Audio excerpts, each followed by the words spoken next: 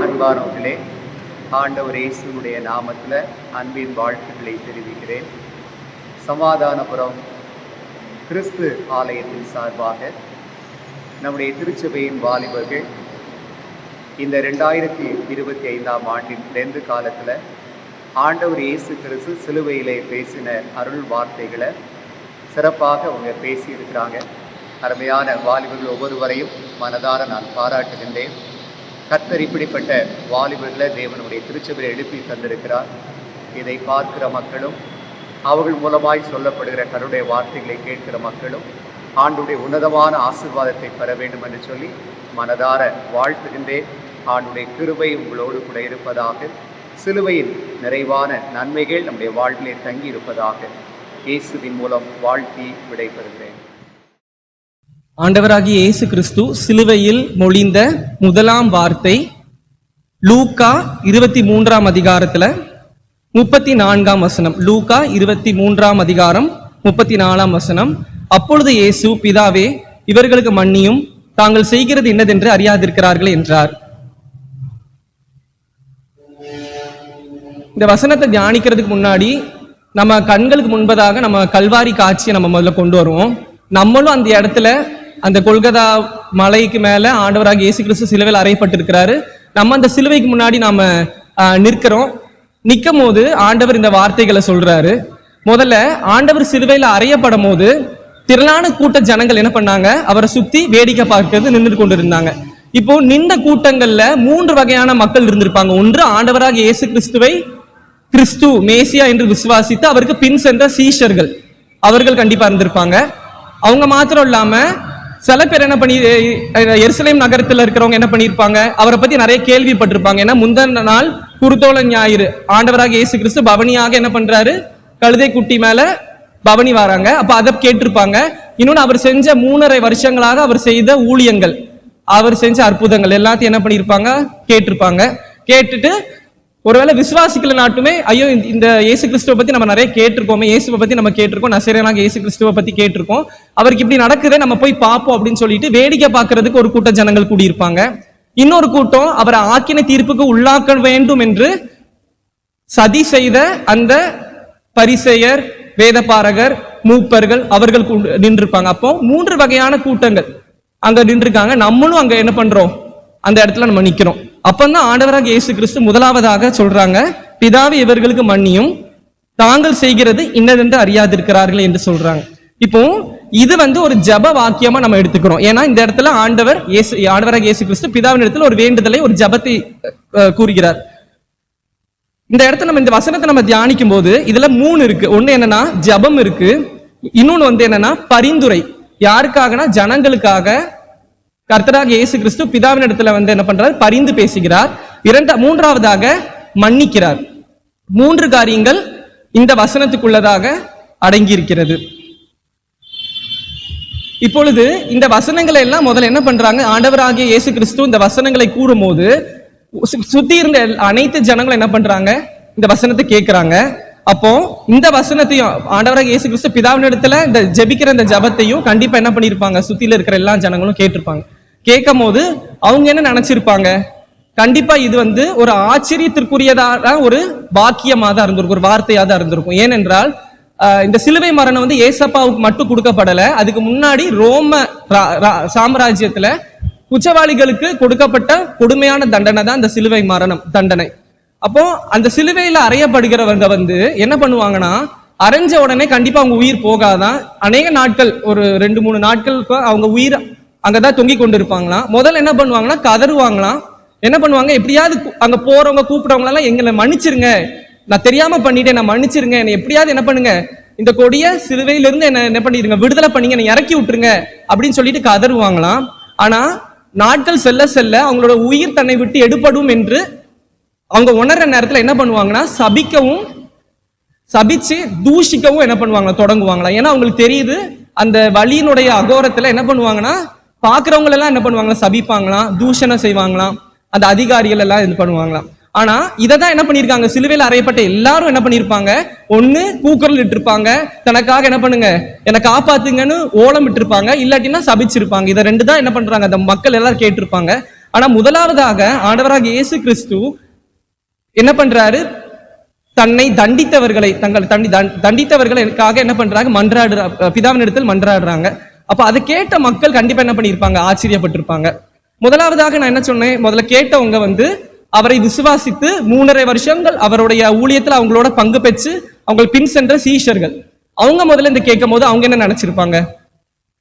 ஆண்டவராக இயேசு கிறிஸ்து என்ன பண்ணாங்க? சீஷர்கள் அவர்கிட்ட கேட்கிறாங்க, நாங்க எப்படி ஜெபிக்க வேண்டும் என்று கேட்கும் போது மத்தேயு 6ஆம் அதிகாரம் 12ஆம் வசனத்துல கர்த்தருடைய ஜெபத்தை ஆண்டவர் சொல்றாரு. அதுல என்ன வருது? எங்கள் கடனாளிகளுக்கு நாங்கள் மன்னிக்கிறது போல எங்கள் கடன்களை மன்னியும். நாங்க ஜெபத்துல நம்ம என்ன சொல்றோம்? எங்கள் குற்றங்களை எங்களுக்கு விரோதமாய் குற்றம் செய்கிறவர்கள் நாங்கள் மன்னிக்கிறது போல எங்கள் குற்றங்களுக்கு மன்னியும் என்று ஆண்டவர் சொல்றார். அப்போ இந்த வசனத்தை என்ன பண்ணியிருப்பாங்க? அந்த சுத்தில இருக்கிற ஜனங்கள் எல்லாரும் என்ன பண்ணியிருப்பாங்க? ஞாபகப்படுத்தியிருப்பாங்க. ஆண்டவராக இயேசு கிறிஸ்து வந்து இதை வெறும் சொல்லிட்டு போல அதை சிலுவையில் என்ன பண்றாரு? செய்து காட்டினார். நமக்கெல்லாம் ஒரு மாதிரி அவர் உண்டு பண்ணியிருக்கிறாங்க. ஏன்னா அந்த காலத்துல வாழ்ந்த வேத பாரகரும் சரி, மற்ற மூப்பர்களும் சரி, வேதத்துல நல்லா என்ன பண்ணாங்க? தேறினவங்களா இருந்தாங்க. நிறைய காரியங்களை குறித்து என்ன பண்ணாங்க? போதிச்சாங்க. ஆனா அவங்க என்ன பண்ணலையா? அதை கை கொள்ளவில்லை அப்படின்னு. அதனாலதான் ஆண்டவர் சொல்றாரு, சுமக்கிறதற்கு கரிய வாரங்கள் என்ன பண்றாங்க? சுமத்துறாங்க. ஆனா அவங்க எதையுமே செய்ய மாட்டாங்க. ஆனா நம்மளுடைய ஆண்டவராக இயேசு கிறிஸ்து அப்படி இல்லாம அவர் என்ன சொன்னாரோ அதை என்ன பண்றாரு? சிலுவையில செய்து காட்டுறார். அதே போல இந்த வார்த்தை வந்து ஒரு ஆச்சரியத்திற்குரிய வார்த்தை மாத்திரமல்ல, நம்மளை ஆறுதல் படுத்திக்கிற ஒரு வார்த்தையா இருக்கிறது. வேர்ட் ஆஃப் கம்ஃபர்ட் அப்படின்னு நம்ம சொல்றோம். ஏன்னா ஆண்டவர் என்ன பண்ணாரு? நமக்காக பிதாவினிடத்தில் வேண்டும் போது நம்மள என்ன பண்ணணும்? மன்னிக்கணும். இவங்க செய்கிறது, தாங்கள் செய்கிறது இன்னதென்று அறியாதிருக்கிறார்கள் என்று சொல்லி என்ன பண்றாங்க? ஜெபிக்கிறாங்க. இந்த மன்னிப்பு என்கிற வார்த்தைக்கு கிரேக்க பதத்துல அஃபேஸ் அப்படிங்கிற வார்த்தை பயன்படுத்தப்பட்டிருக்கான். அஃபேஸ் அப்படிங்கிற வார்த்தைக்கு என்ன அர்த்தம்னா, வெறும் மன்னிப்புங்கிறத விட விட்டு விடணும் அப்படிங்கிற ஒரு பொருள் படுது. அப்ப என்ன பண்றாங்க? ஆண்டவர் வந்து நமக்காக அந்த இடத்துல பரிந்து பேசுறார். நம்ம வந்து எல்லா அந்த மக்கள் நம்ம எல்லாருடைய பாவங்களும் மன்னிக்கப்பட வேண்டும் என்று சொல்லி அவர் என்ன பண்றாரு? பிதாவின் இடத்துல அவர் பரிந்து பேசுகிறார். அது மாத்திரம் இல்லாம இந்த வார்த்தை வந்து ஒரு வேர்ட் ஆஃப் அட்வைஸ், ஒரு வேர்ட் ஆஃப் அட்வைஸ். அதுக்கு நம்ம உதாரணமா நம்ம சொன்னதுதான் கர்த்தருடைய ஜெபம். கர்த்தருடைய ஜெபத்துல ஆண்டவர் என்ன சொல்றாரு? எங்களுக்கு விரோதமா குற்றம் செய்கிறவருக்கு நாங்கள் மன்னிக்கிறது போல எங்களுக்கு குற்றம். அப்ப நாம என்ன பண்ணணும்? நமக்கு விரோதமா குற்றம் செய்கிறவர் யாரா இருந்தாலும் அதை நம்மளும் என்ன பண்ணணும்? அவங்களுக்கு மன்னிக்கணும் அப்படிங்கிறதுக்காக ஒரு எடுத்துக்காட்டை, ஒரு ஆலோசனையை கர்த்தர் நமக்கு இங்க வைத்து செல்கிறார். அதே போல நாம் இந்த ஆண்டவராக இயேசு கிறிஸ்து இந்த வசனத்தை கூறுகிற போது அவர் எந்த விதத்திலையும் தன்னுடைய கஷ்டத்தையோ தன்னுடைய அந்த அகோர வலியையோ அவர் என்ன பண்ணல, இது அவர் அதை பத்தி அவர் எதுவும் சொல்லல. ஆனா அந்த இடத்துலயும் நமக்காக தான் என்ன பண்றாரு? நம்மளதான் யோசிக்காங்க. அவருடைய கஷ்டத்தையோ இல்லைன்னா அவருடைய பாடுகளை குறித்து அவர் இது பண்ணல. தாகமா இருக்கிறேன் என்று அவர் சொல்றாரு. ஆனா அந்த தாகமும் எதை குறிக்கிறது? அவருடைய ஆத்ம தாகத்தை தான் குறிக்கிறதே தவிர அவருடைய சரீரத்தை பாடுகளை அவர் குறிக்கல. லூக்கா எழுதின சுவிசேஷம் 23ஆம் அதிகாரம் 28வது வசனத்திலையும் இதேதான் எழுதப்பட்டிருக்குது. அவரை வந்து சிலுவையில அறையும்படி கொண்டுட்டு போறாங்க. அப்ப வந்து எல்லாரும் வந்து என்ன பண்றாங்க? ஸ்திரீகள் எல்லாரும் அழுறாங்க. அப்ப ஆண்டவராக இயேசு கிறிஸ்து அவங்களை திரும்பி பார்த்து சொல்றாங்க, நீங்க எருசலேம் குமாரத்திகளை நீங்கள் எனக்காக அழாமல் உங்களுக்காகவும் உங்கள் பிள்ளைகளுக்காகவும் அழுங்கள் என்று. ஏன்னா அந்த காலத்துல என்ன நினைச்சாங்க? ஐயோ, இவர் நல்ல நீதிமானா இருந்தாரு, ஒரு தீர்க்கதரிசியா இருக்கிறாரு, மேசியா என்று நாங்க நினைச்சோம். ஆனா இவருக்கு இப்படி நடக்குது அப்படின்னு. ஆனா ஆண்டவர் என்ன சொல்றாரு? இல்ல, நான் இந்த பாடுகள், நான் படுற பாடுகள் எல்லாம் உங்களுக்காக தான் அப்படி. அதே மாதிரி லூக்கா 19ஆம் அதிகாரம் 41ஆம் வசனம், ஆண்டவராக இயேசு கிறிஸ்து பவனியாக எருசலேமுக்கு வரும்போது அவர் என்ன பண்றாரு? நகரத்தை பார்த்து கண்ணீர் விட்டு அழுதார் என்று எழுதியிருக்குது.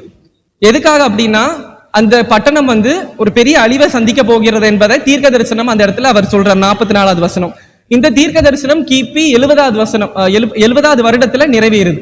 என்ன அப்படின்னா, அவர் சொன்ன மாதிரி 43வது வசனத்துல, உன்னை சந்திக்கும் காலத்தை நீ அறியாமற் போனபடியால் உன் சத்துருக்கள் உன்னை சூழ மதில் போட்டு உன்னை வளைந்து கொண்டு எப்பக்கத்திலும் உன்னை நெருக்கி உன்னையும் உன்னிலுள்ள உன் பிள்ளைகளையும் தரையாக்கி போட்டு உன்னிடத்தில் ஒரு கல்லின் மேல் ஒரு கல் இராதபடிக்கு செய்யும் நாட்கள் உனக்கு வரும் என்று ஆண்டவர் தீர்க்க தரிசனமா சொன்னாரு. இந்த தீர்க்க தரிசனம் ரொம்ப தாமதமாலாம் நிறைவேறல. 70 வருடங்களுக்குள்ள ஆண்டவராக இயேசு கிறிஸ்து சிலுவையில் அறைந்து உயிர்த்தெழுந்து பரலோகத்துக்கு எடுத்துக் கொள்ளப்பட்டதிலிருந்து 70 வருடங்களுக்குள்ளதாகவே எருசலேம ரோம அரசர் ஒருத்தர் வந்து என்ன பண்ணாரு? அதை சுற்றிலும் இந்த வசனத்தின்படி என்ன பண்ணாரு? எருசலேம் நகரம், தேவாலயம் எல்லாம் அழிக்கப்பட்டு வரலாற்று ஆசிரியர் இதை பத்தி பைபிள்ல தீர்க்க தரிசனமா தான் இருக்கு. ஏன்னா 70 ஆண்டுகள் கடந்து போனதுனால பைபிள்ல இதை பத்தி இல்லைனாலுமே வரலாற்று ஆசிரியர்கள் என்ன சொல்றாங்கன்னா, அந்த எருசலேம் நகரத்துல வந்து ரத்த ஆறு ஓடிச்சான், தெருக்களை ரத்தம் ஓடிச்சான். அந்த அளவுக்கு ஒரு பெரிய ஒரு அழிவை வந்து எருசலேம் நகரமும் அந்த இஸ்ரேல் தேசமும் 70 வருடங்கள்ல சந்தித்தது. அப்ப அதுக்காக தான் ஆண்டவர் என்ன சொல்றாரு, அந்த இடத்துலயுமே அவர் படப்படுற கஷ்டம் அவருக்கு தெரியும், ஆண்டவருக்கு இயேசு கிறிஸ்துக்கு தெரியும். இதுக்காக தான் பிதா என்ன பண்றாரு, இதற்காக தான் சிலுவையில் அறையப்பட்டு அவர் உயிர்த்தெழுந்து மரணத்தை ஜெயித்து பிசாசானவனை தன்னோட காலின் கீழே நசுக்க வேண்டும் என்பதற்காக தான் பிதாவானவர் தன்னை அனுப்பியிருக்கிறாரு அப்படிங்கறது ஆண்டவராக இயேசு கிறிஸ்து நன்றாகவே தெரிந்தும் அந்த இடத்துல கூட எருசலேம் நகரத்துக்காகவும் ஜனங்களுக்காகவும் தான் அவர் பரிதபிக்கிறாரே தவிர அவர் சுயமா தன்னுக்காக அவர் எதையும் அவருடைய கஷ்டத்தை அவருடைய பாடுகளை அவர் பொருட்படுத்தல. அதே போல நாமும் நிறைய நேரத்துல இந்த எருசலேம் குமாரத்திகளை போலதான் ஆண்டவருக்காக நம்ம பரிதபிக்கிற மாதிரி நம்மளுடைய பரிதாப நிலையை நம்ம என்ன பண்ணிடுறோம், மறந்து போயிடுறோம். ஒருவேளை நம்ம ஆண்டவருக்காக சில காரியங்கள் நம்ம பண்றோம், ஊழியம் பண்றோம், ட்ராக்ஸ் கொடுக்குறோம், நம்ம ஊழியம் பண்றோம், அதே போல நம்ம நிறைய ஆண்டவருக்காக நம்ம செய்யறோம் நம்ம நினைக்கிறோம். ஆனா அதெல்லாம் உண்மையிலே நம்மளுடைய ஆத்மா ஈடேறப்படுகிறதுக்காக தான் நம்ம பண்றோம் அப்படிங்கறது நம்ம நிறைய நேரம் உணரல. நம்ம கூட சில நேரத்துல ஆலயத்துக்கு ஆராதனைக்கு வரோம், அது கூட என்னமோ ஆண்டவருக்காக நான் வாரேன் அப்படிங்கிற எண்ணம் சில நேரத்துல நமக்குள்ள வருது. ஆனா அது அப்படி இல்லை. ஆண்டவராக இயேசு கிறிஸ்துவை ஆராதிப்பது நம்மளுடைய கடமை. அது மாத்திரமல்ல, இதெல்லாம் நம்மளுடைய ஆத்மா வளர வேண்டும். நாம் என்ன பண்ணணும், நித்திய மரணத்துக்கு தப்பித்து கொண்டு ரட்சிக்கப்பட வேண்டும் என்பதற்காக தானே தவிர ஆண்டவருக்காக நம்ம இது பண்ணலாம். அதேதான் இந்த வசன ஆண்டவராக இயேசு கிறிஸ்து நம்மளையும் பார்த்து சொல்றாங்க, நீங்கள் எனக்காக அழ வேண்டாம், உங்களுக்காகவும் உங்கள் பிள்ளைகளுக்காகவும். நாம இப்ப வாழ்ந்து கொண்டிருக்கிற உலகம் எவ்வளவு கொடுமையான உலகம் நமக்கு தெரியும். எங்கேயும் அன்பு இல்லை, எங்கனாலும் பகையும் விரோதங்களும், ஒருத்தருக்கு விரோதமா ஒருத்தர் எழும்புகிற காரியங்களை தான் நம்ம கேட்டுக்கிட்டு இருக்கோம். அப்போ ஆண்டவராக இயேசு கிறிஸ்து இந்த வசனத்தை அன்று சீயோன் குமாரத்திகளுக்கு மாத்திரமல்ல, இன்று நமக்கும் இந்த வசனத்தை நமக்கு சொல்றாங்க. அதே போல நாம் ஒவ்வொரு ஞாயிற்றுக்கிழமைகளிலும் நம்ம என்ன பண்றோம், ஆண்டவருடைய பாடுகளை எப்ப நினைவு கூறுறோம், அவருடைய பந்தியில நம்ம பங்கு பெறும் போது அவர் நமக்காக சிலுவையில சிந்தி அவரோட ரத்தத்தை சிந்தி நம்மளை சம்பாதித்தார் என்பதை நம்ம உணர்ந்து நினைவு கூர்ந்து நம்ம என்ன பண்றோம், அவருடைய பந்தியில நம்ம சேர்றோம். நம்ம நிறைய நேரத்துல நம்மளுடைய பலவீனங்களே நமக்கு தெரியறது இல்லை. நம்ம வந்து ஒருவேளை நம்மளுடைய வாலிப பிரயாயத்துல நம்ம வந்து ஒரு பலசாலிகளாவோ இல்ல நம்ம மனதளவுல நம்ம பலசாலிகளாவோ நம்ம நிலைத்து கொண்டு இருக்கிறோம். ஆனா அப்படி இல்லை. நாம் உண்மையிலே நாம் பலவீனர் என்பதை நம்ம என்ன பண்ணணும், ஒத்துக்கொள்ள வேண்டும். நம்ம சிலுவை காட்சியை நம்ம பார்க்கும் போது கண்டிப்பா நம்ம அந்த எண்ணம் தான் நமக்கு வரணும். நாம் பலவீனர், நான் பலவீனன், நான் என்னோட ஆவிக்குரிய பிரகாரமாவும் சரி எல்லாத்திலும் நான் பலவீனமா இருக்கிறேன், கர்த்தர் தான் என்ன பண்றாரு, என்னை பலப்படுத்துகிறார் அப்படிங்கிற அந்த சிந்தை நமக்கு வேண்டும். அதே போல ஆண்டவர் சொன்ன மாதிரி இந்த வார்த்தையானது ஒரு வேர்ட் ஆஃப் சர்ப்ரைஸ், ஒரு ஆச்சரியத்திற்குரிய ஒரு வார்த்தை, வேர்ட் ஆஃப் கம்ஃபர்ட், ஆறுதல் படுத்துகிற ஒரு வார்த்தை, வேர்ட் ஆஃப் அட்வைஸ், ஆலோசனைக்குரிய வார்த்தை. ஆச்சரியமான வார்த்தை என்னது, அவர் ஆக்கினை தீர்ப்பு அவருக்கு கொடுக்கப்பட்டிருந்தாலுமே அவர் என்ன பண்றாரு, நமக்காக பரிந்து பேசுகிறார். அதே போல ஆறுதல் படுத்துகிற வார்த்தை, நமக்கு பாவ மன்னிப்பின் நிச்சயத்தை சிலுவையின் மூலமாக அவர் நமக்கு பெற்று தந்திருக்கிறார். அதே போல ஒரு ஆலோசனைக்குரிய வார்த்தை, நாம் என்ன பண்ணணும், அவர் நம்மளை மன்னித்தது போல நாமும் பிறரை மன்னிக்க வேண்டும் என்று நமக்கு ஆண்டவர் நமக்கு இதன் மூலமாக நமக்கு கற்று கொடுக்கிறார். இந்த வார்த்தைகளை கேட்டிருக்கிற நாம இதை போல வாழ கர்த்தர் நமக்கு உதவி செய்வராக. ஆமென். கர்த்தருடைய பரிசுத்த நாமத்துக்கு ஸ்தோத்திரம் உண்டாவதாக. இப்பொழுதும் ஏசப்பா சிலுவையில சொன்ன 2வது வார்த்தைக்காக வந்திருக்கேன். 2வது வார்த்தை லூக்கா எழுதின சுவிசேஷம் 23ஆம் அதிகாரம் 42-43 வசனங்கள். இயேசுவை நோக்கி, ஆண்டவரே, நீர் உம்முடைய ராஜ்யத்தில் வரும்போது அடியேனை நினைத்தருளும் என்றான். இயேசு அவனை நோக்கி, இன்றைக்கு நீ என்னுடனே கூட பரதீசில் இருப்பாய் என்று மெய்யாகவே உனக்கு சொல்லுகிறேன் என்றார். இப்போ இந்த 2வது வார்த்தை பார்த்தோம் அப்படின்னா, முதல் வார்த்தை நமக்கு வந்து மன்னிப்பை குறித்து வந்திருக்கும். 2வது வார்த்தை ரட்சிப்பை குறித்து ஏசப்பா சொல்லியிருப்பாங்க. ரட்சிப்புனா என்னது? ஃபர்ஸ்ட் மனம் திரும்புதல். நம்மளுடைய பாவங்களை ஏசப்பா கிட்ட அறிக்கையிட்டு நம்ம மனம் திரும்புறது தான் நம்ம ரட்சிப்பு அப்படின்னு சொல்றோம். அந்தகாரமான இருளிலிருந்து நம்மள ஒரு ஆச்சரியமான ஒளி நடத்துக்கு வர்ற ஒரு எக்ஸ்பீரியன்ஸ் தான் இந்த ரட்சிப்பு அப்படிங்கிறது. இந்த வசனத்துல பார்க்கும்போது இது கள்ளர்கள் எப்படி மனம் திரும்புறாங்க. 2 கள்ளர்கள் இருக்காங்க, ஆனா அதுல ஒருத்தர் தான் மனம் திரும்புறாங்க, அப்படிதானே? ஸோ கள்ளர்கள் எப்படி மனம் திரும்புறாங்க அப்படிங்கறது தான் இந்த வசனத்துல பாக்குறோம். இந்த 2 கள்ளர்களுமே முதல்ல ஆண்டவர் நிந்திக்க தான் செஞ்சாங்களாம். இது அப்படின்னு சொல்லிட்டு தான் மத்தேயு, மாற்கு, லூக்கா எழுதின சுவிசேஷம் 3 சுவிசேஷத்துலையுமே இந்த 2 கள்ளர்களும் முதல்ல கள்ளர்கள் அவர்களை நிந்தித்தார்கள் அப்படின்னு சொல்லிட்டு ப்ளூரல்ல தான் இருக்கும். மத்தேயு எழுதின சுவிசேஷம் 27ஆம் அதிகாரம் 44ஆம் வசனம், அதுக்கப்புறம் மாட்களை 15ஆம் அதிகாரம் 27ஆம் வசனம், அப்புறம் லூக்கால 23ஆம் அதிகாரம் 39ஆம் வசனம். இந்த 3 இதுலயுமே கள்ளர்கள் அவர்களை நிந்தித்தாங்க அப்படின்னு தான் எழுதியிருப்பாங்க.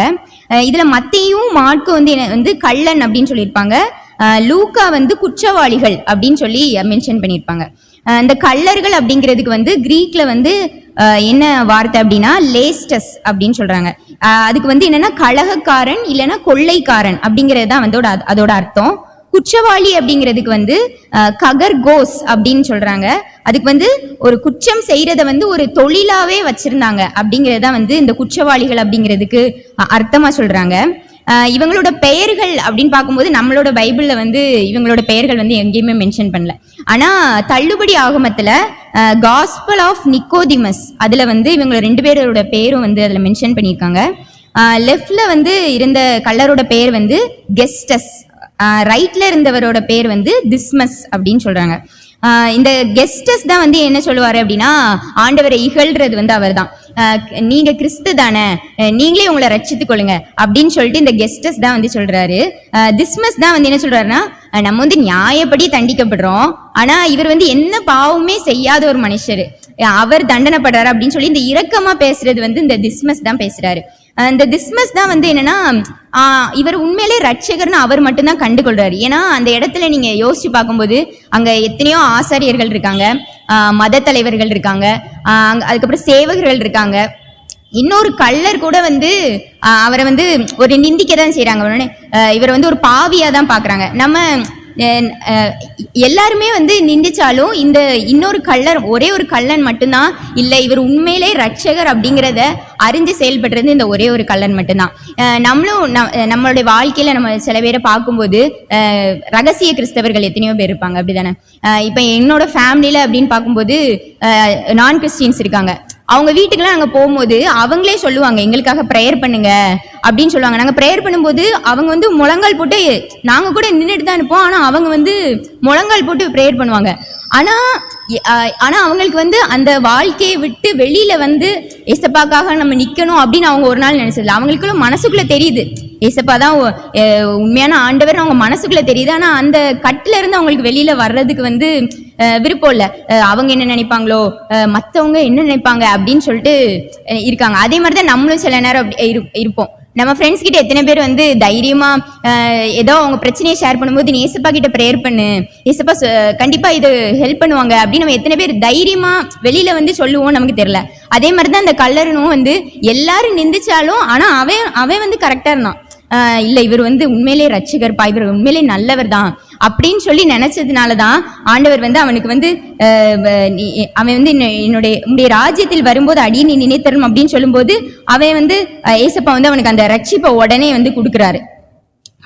மற்ற ஜனங்கள்லாம் அவரை அற்புதத்தை பார்த்து அவர் செய்யற அதிசயத்தை பார்த்து மனம் திரும்பி இருக்கலாம். ஆனா இவன் அப்படி இல்லை. அப்படிதானே? ஏசப்பாவை முதல்ல பார்க்கும்போதே ஒரு முள்முடி சூட்டி ரத்த கோலத்துலதான் அவன் ஏசப்பாவை பார்க்கறான். ஆனா அந்த நிலைமையில கூட அவன் கண்டுகொள்றான் இவர் உண்மையான ரட்சகர் அப்படிங்கிறத. இப்ப இந்த ரட்சிப்பின் பண்புகள் அப்படின்னு பார்க்கும்போது ரட்சிப்புங்கிறது நமக்கு கிருபையினால கிடைக்குது. இப்ப ஆதாம பார்க்கும்போது ஆதாம் பாவம் செஞ்சோடனே என்ன பண்றாரு ஆண்டவர் உடனே அவனுக்கு பனிஷ்மெண்ட், நீ வெளியில போ, நீ ஏதேன் தோட்டத்தை விட்டு வெளியில போ அப்படின்னு சொல்லி கொடுக்குறாரு. ஆனா இப்போ நம்ம பண்ண தப்புக்கெல்லாம் உடனே நமக்கு தண்டனை கிடைக்கினா இல்ல, அவர் ஒவ்வொரு நாள் நம்மளை கிருபையா பார்த்துட்டே இருக்காரு, அப்படிதானே? சோ அது மாதிரி தானே அந்த மாதிரிதான் இந்த கள்ளனும் அவனும் ஒரு பாவி தான். அவன் ரொம்ப தப்பு பண்ண ஒரு பாவி தான். ஆனா அவனுக்கு கிருபை இருந்ததுனாலதான் ஆண்டவர் உடனே அவனுக்கு அந்த ரட்சிப்பை அவனுக்கு கொடுக்குறாரு. அதே மாதிரி ரட்சிப்பு நிச்சயமானது. இந்த வசனத்துல பார்க்கும்போது இன்றைக்கு நீ என்னுடனே கூட பரதீசில் இருப்பாய் என்று மெய்யாகவே உனக்கு சொல்லுகிறேன் அப்படின்னு சொல்லுவாரு. அந்த மெய்யாகவேனா கண்டிப்பா உனக்கு கண்டிப்பா ரட்சிப்புங்கிறது உண்டு அப்படின்னு சொல்றாரு. அதுலதான் நம்ம சொல்றோம்னா ரட்சிப்பு நிச்சயமானது. மூணாவது என்னதுன்னா ரட்சிப்புங்கிறது ஒரு தனி மனித அனுபவம். தனி மனித அனுபவம் இதுல வந்து சொல்றாரு, இன்றைக்கு நீ என்னுடனே கூட பரதீசுல இருப்பாய் என்று மெய்யாகவே உனக்கு சொல்கிறேன் அப்படின்னு சொல்லியிருப்பாரு. அங்க இருக்கிற வேற யாருக்குமே கிடையாது, உனக்கு அப்படின்னு அவர் சொல்றது யாரு, ஒரே ஒரு ஆள், அப்படிதானே? அப்ப ரட்சிப்புங்கிறது தனி மனித அனுபவம். நீங்க எல்லாருமே வந்து நம்ம இங்க இருக்கிற எல்லாருமே கண்டிப்பா ரட்சிக்கப்பட்டிருக்கோம். எல்லாருக்குமே வந்து தனி மனித ஒரு அனுபவம் இருக்கும். நம்ம லைஃப்ல வந்து எக்ஸ்பீரியன்ஸ் ஒன்னே ஒன்று இருக்கும். அதுக்கு நீங்க ஒரு செகண்ட் நீங்க யோசிச்சு பார்த்துட்டு வரலாம். என்னோட லைஃப்ல நான் சொல்லணும் அப்படின்னா, சின்ன வயசுல இருந்தே சர்ச்சுக்கு போறது, இங்கே சர்ச்சுக்கு பக்கத்துலேயே தான் வீடு, அதனால சர்ச்சுக்கு போறது, சண்டே ஸ்கூல் போறது, அது எல்லாமே வந்து பண்ணதான் செய்வேன். அது ஒரு கட்டத்துல எப்படி ஆயிடுச்சு அப்படின்னா, அது ஒரு கடமை மாதிரி. சரி, சண்டேனா சர்ச்சுக்கு போகணும், சண்டே ஸ்கூல் போகணும், ப்ரேயர் போகணும், எல்லாமே அது அப்படிதான் நான் இருந்தேன். என்னோட லைஃப்ல வந்து 10th வரைக்கும் நான் அப்படிதான் இருந்தேன். 11th 12th வந்து கொஞ்சம் ஸ்கூல் அப்படி இப்படி கொஞ்சம் பிஸி ஆயிடுச்சு. அதனால சண்டே மட்டும்தான் அந்த காலையில ஒரு 2 மணி நேரம் அவ்வளவுதான் சர்ச்சுக்கு போறது. அதுக்கப்புறம் என்னோட லைஃப் அப்படிதான் போயிட்டு இருந்தது. அதுக்கப்புறம் லாக்டவுன் ஆயிடுச்சு. லாக்டவுனுக்கு அப்புறம் செகண்ட் இயர் படிக்கும் போது தான் காலேஜ் நான் போறேன். அங்க காலேஜ் போகும்போது எங்க காலேஜ்ல வந்து நான் யூஜி பிஜி ஸ்டூடெண்ட்ஸ்லாம் சேர்ந்து ஒரு பிரேயர்சல் வச்சிருந்தாங்க. அந்த பிரேயர்சல் பேர் வந்து கிங்டம் ஆஃப் காட் பிரேயர்சல். அந்த பிரேயர்சல்ல தான் நான் வந்து ரட்சிக்கப்பட்டேன். டெய்லி போவேன். ஈவினிங் எங்களுக்கு 1 hour ப்ரேயர் இருக்கும். போவோம், பாட்டு படிப்போம், கைதட்டி பாட்டெல்லாம் படிச்சுட்டு ப்ரேயர் பண்ணிட்டு சாட்சி சொல்லுவாங்க, அவங்களோட ரெக்வஸ்ட் வைப்பாங்க, ப்ரேயர் பண்ணுவோம். இப்படிதான் இருந்தது. ஒரே ஒரு நாள் வந்து ஃபைனல் இயர் படிக்கும் போது தான், ஃபைனல் செமஸ்டர் தான் லிட்ரலி. அது வந்து எக்ஸாமுக்கு அந்த ஸ்டடி லீவ் விடுவாங்கல்ல நமக்கு செமஸ்டருக்கு முன்னாடி, அந்த ஸ்டடி லீவ் அப்போ தான் வந்து ஒரு நாள் ஏர்லி மார்னிங் ப்ரேயர் வச்சிருந்தாங்க. ஒரு 5 o'clock வச்சிருந்தாங்க. எங்க சேப்பல்ல வச்சு நடந்தது. அந்த ப்ரேயர்ல வந்து முந்தின நாள் எங்கள்கிட்ட பேசி அனுப்புனாங்க. நான் ஏசப்பா கிட்ட கேட்டேன், ஏசப்பா ரட்சிப்பின் அனுபவம் அப்படிங்கிறாங்க, அது எப்படி இருக்கும்னு எனக்கு தெரியலையே, நான் உண்மையிலே ரட்சிக்கப்பட்டுட்டேனா அப்படின்னு எனக்கே தெரியலையே அப்படின்னு சொல்லி நான் ஏசப்பாட்ட ப்ரேயர் பண்ணிட்டு போனேன். உள்ள போய் நான் உள்ள போனோடனே ப்ரேயர் பண்ணேன், இந்த சேப்பலை விட்டு நான் திரும்ப வெளில போகும்போது கண்டிப்பா ஒரு புது ஃபீலிங்கோட தான் நான் வெளில போகணும் அப்படின்னு சொல்லி நினைச்சேன். அன்னைக்கு ப்ரேயர்ல உண்மையிலே ஏசப்பா வந்து என்கிட்ட அசைவாடினாங்க. நான் ப்ரேயர் பண்ணும்போது ஒன்னே சொன்னேன், ஏசப்பா நீங்க உங்க கையை நான் வந்து ஃபீல் பண்ணணும், நீங்க வந்து உங்க கையை என் மேல வைங்க அப்படின்னு சொல்லிட்டு சொன்னேன். அப்படின்னா நான் நம்புவேன், நீங்க உங்க கையை வைங்க என் மேல அப்படின்னு சொல்லிட்டு நான் வந்து ஏசப்பா கிட்ட கேட்டேன். அப்போ வந்து நான் ப்ரேயர் பண்ணும்போது திடீர்னு என் பக்கத்துல இருக்க அக்கா வந்து என்னை வந்து தொட்டாங்க. அப்போ எனக்கு வந்து அது பயங்கர ஒரு ஹாப்பினஸ் ஆயிடுச்சு. நான் ப்ரேயர் முடிச்சு நான் போகும்போது அந்த அக்கா கேட்க, நீங்க எதுக்கு என்ன தொட்டீங்க அப்படின்னு கேட்டப்போ அந்த அக்கா சொன்னாங்க, தெரியல ஏசப்பா வந்து என்ன உன்னை தொட சொல்லாங்க, ஏன்னு தெரியல உன்னை தொட சொன்னாங்க அப்படின்னு சொன்னாங்க. அப்போ வந்து எனக்கு ரொம்ப ஹாப்பியா இருந்தது. ஸோ அதே மாதிரி தான் நம்ம ஒவ்வொருத்தருக்கும் ஒவ்வொரு ரட்சிப்பின் அனுபவம் இருக்கும். இது வந்து என்னோட லைஃப்ல என்னோட ஒரு ரட்சிப்பின் அனுபவம். அடுத்தது 4வதாக என்ன அப்படின்னா, ரட்சிப்புங்கிறது இன்றைக்கே பெற்றுக்கொள்ளக்கூடியது. அந்த கள்ளன் கேட்கும்போது, நீர் உம்முடைய ராஜ்யத்தில் வரும்போது அடியேனை நினைத்தருளும் அப்படின்னு சொல்லுவான். ராஜ்யம் அவனுக்கு தெரியுது, கண்டிப்பா வந்து ஆண்டவர் ஒரு நாள் வரப்போறாரு, அவரோட ராஜ்யம் ஒண்ணு வரப்போகுது அப்படிங்கிறது அவனுக்கு தெரியுது. அப்ப அவன் சொல்றான், உங்கள் ராஜ்யத்துல வரும்போது நீங்க நினைச்சுக்கொள்ளுங்க அப்படின்ட்டு. ஆனா ஆண்டவர் என்ன சொல்றாரு, இல்ல இன்றைக்கே நீ என்னுடனே கூட பரதேசில இருப்பாய் அப்படின்னு சொல்றாரு. அப்போ உடனே கொடுக்கறது அப்படின்னா, நம்ம ப்ரேயர் பண்ண உடனேயே நமக்கு உடனே கிடைக்கிறது தான் இந்த ரட்சிப்பு அப்படிங்கிறது. அடுத்தது ரட்சிப்புங்கிறது நம்ம நினைக்கிறோம் 10 கட்டளைகளை ஃபாலோ பண்றதோ, இல்ல அந்த சர்ச்சுக்கு போறதோ, இல்ல இந்த ஊழியக்காரங்களை ஃபாலோ பண்றதோ அப்படிலாம் கிடையவே கிடையாது. நமக்கு கிறிஸ்துவ மையமாக கொண்டதுதான் வந்து ரட்சிப்பு. அவரை தேடி அவர் பின்னாடி போற ஒரு வாழ்க்கை மட்டும்தான் ரட்சிப்பு அப்படிங்கறதான் நம்ம இன்னைக்கு பாக்குறோம். இப்ப இந்த 2 கலர்கள்ல வந்து 2 கலர்கள் இருக்காங்க. ஒருத்தன் வந்து பாவத்தை ஜெயிக்கிறான், இன்னொருத்தன் வந்து பாவத்துல சாகுறான். நம்ம வந்து இதுல எந்த இடத்துல இருக்க போறோம் அப்படிங்கிறத நம்ம தான் முடிவு பண்ண போறோம். இந்த 7 வார்த்தைகளை ஆண்டவர் எனக்கு இப்படி ஒரு வார்த்தை கொடுத்ததற்காக ஆண்டவருக்கு ஸ்தோத்திரம். இயேசு சிலுவையில் கூறிய 3ஆம் வார்த்தை யோவான் 19ஆம் அதிகாரம் 26-27 வசனத்தில் இருக்கிறது. இயேசு தம்முடைய தாயை நோக்கி, ஸ்திரீயே அதோ உன் மகன் என்றார். பின்பு அந்த சீஷனை நோக்கி, அதோ உன் தாய் என்றார். அந்நேரம் முதல் அந்த சீஷன் அவளை தன்னிடமாய் ஏற்றுக்கொண்டான் என்று வேதம் சொல்கிறது. ஃபர்ஸ்ட் வார்த்தை மன்னிப்பு, செகண்ட் வார்த்தை ரட்சிப்பை பற்றி. இது வந்து ஒரு பராமரிப்பின் வார்த்தை. ஏசப்பா அந்த சிலுவையில நிக்கிற அந்த கடைசி நிமிஷத்துல கூட அவங்களோட தாயை அவங்க மறக்காம அவங்க வந்து அவங்கள பராமரிச்சாங்க. உன் ஆத்துமாவையும் ஒரு பட்டையை முறிவிப்போம் என்று சிமியோன் அன்று தீர்க்க தரிசனமாய் சொன்ன வசனத்தின் அர்த்தம் இதுதானோ? சிலுவை மரத்தண்டியில ஏசப்பாவோட தாயும் அங்க வந்து நிக்கிறாங்க. குமாரன் பிறந்தப்போவே அவரை கொலை செய்யறதுக்கு அவங்களோட சத்துருக்கள் வந்து நிறைய முயற்சி செய்தாங்க. ஆனா பிதாவின் வேலை வராததாலோ அவங்களால யாராலையுமே ஏசப்பா மேல கை போட கூட முடியல. இறுதியில அந்த வேலையும் வந்துச்சு. அவரோட ஏசப்பாவை பெற்றெடுத்து அவரோட நெத்தியில முத்தமிட்ட அந்த தாய் இப்போது அவங்க நெத்தியில வலியும் ரத்தத்தை கண்டு அவங்க உள்ள எவ்வளோ பதச்சிருக்கும், எவ்வளோ துடிச்சிருப்பாங்க. அந்த சிலுவை காட்சியை கண்டு மரியாள் வந்து சற்று அசைவற்றே நின்றிருக்க கூடும் என்று கருதப்படுகிறது. யோவான் 15:13 படி, ஒருவன் தன் சிநேகிதனுக்காக தன் ஜீவனை கொடுக்கிற அன்பிலும் அதிகமான அன்பு ஒருவரிடத்திலும் இல்லை அப்படின்னு வேதம் சொல்கிறது. கர்த்தராகிய இயேசுவின் சிலுவை வார்த்தையை தியானிக்கும் போது அவரோட மாபெரும் அன்பை வந்து நம்மளால உணர முடிகிறது. சிநேகிதருக்காக மட்டுமல்ல, தம்மை பகைத்தவருக்காகவும் அவர் வந்து மரிச்சாரு. ரோமர் 5:8 படி, நாம் பாவிகளாயிருக்கையில் கிறிஸ்து நமக்காக மரித்ததினாலே தேவன் நம்மேல் வைத்த தமது அன்பை விளங்க பண்ணுகிறார் என்று வேதம் சொல்கிறது.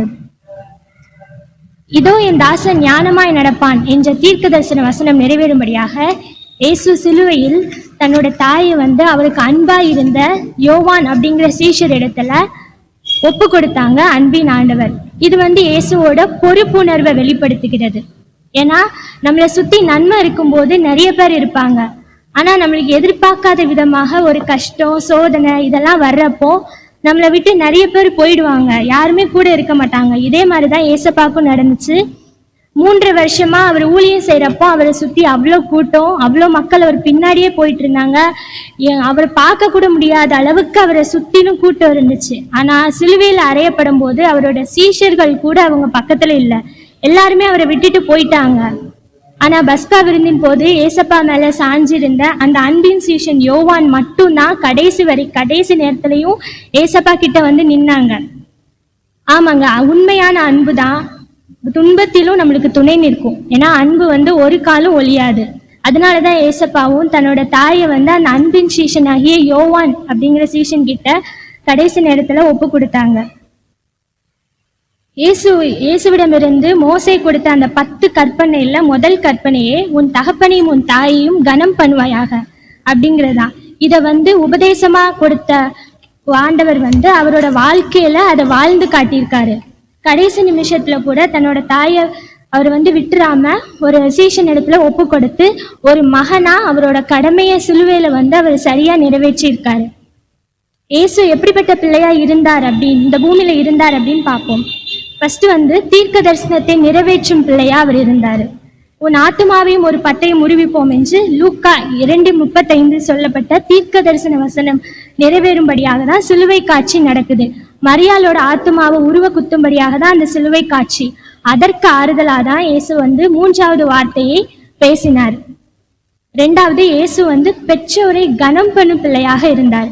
நமது வாழ்நாள் முழுவதிலும் பெற்றோரை கனம் பண்ணும் பிள்ளையாக ஏசப்பா வாழ்ந்து காட்டியிருக்காங்க. எபேசியர் 6:2 படி, உனக்கு நன்மை உண்டாயிருப்பதற்கும் பூமியிலே உன் வாழ்நாள் நீடித்திருப்பதற்கும் உன் தகப்பனையும் உன் தாயையும் கனம் பண்ணுவாயாக என்று வேதம் சொல்கிறது. இதற்கு முன்மாதிரியா ஏசப்பா வந்து வாழ்ந்து காட்டிட்டு போயிருக்காங்க. 3வது, உபத்திரவத்திலும் உத்தரவாதம் உள்ள பிள்ளை. இதுல இருந்து நம்ம தெரிஞ்சுக்கிறது என்ன அப்படின்னா, நம்ம வாழ்நாள்ல எவ்வளோ கஷ்டம் வந்தாலும், நமக்கு என்ன எவ்வளோ பெரிய பிரச்சனை இருந்தாலும் நம்ம வளர்த்த நம்ம பெற்றோரை வந்து தனியா விட்டுறக்கூடாது. அவங்களுக்கு எப்பவுமே நம்ம ஆதரவா இருக்கணும், அவங்க மேல அன்பு காட்டி அவங்கள ஆதரிக்கணும். 4வதா, ஏசப்பா வந்து உறவுகளை உதறி தள்ளாத பிள்ளையா வாழ்ந்தாரு.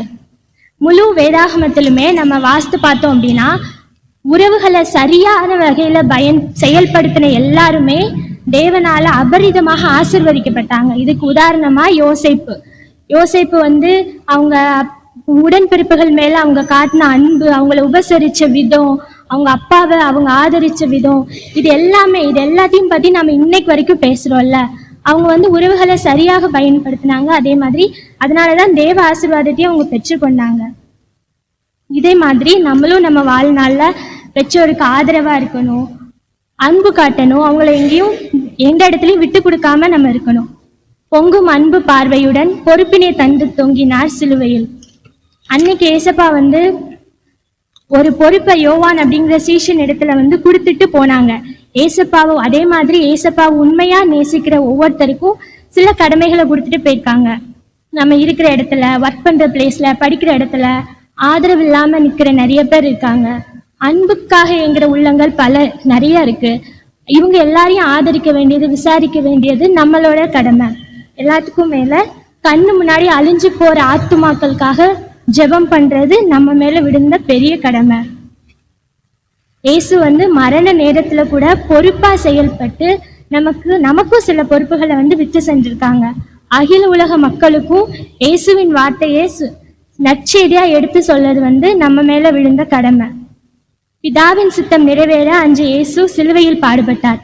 அதே போல இன்னைக்கும் நம்மளுக்குன்னு கடவுள் வச்சிருக்கிற சித்தம் நம்ம மேல நிறைவேற பாடுபடலனாலாவது அட்லீஸ்ட் ட்ரையாவது பண்ணணும்.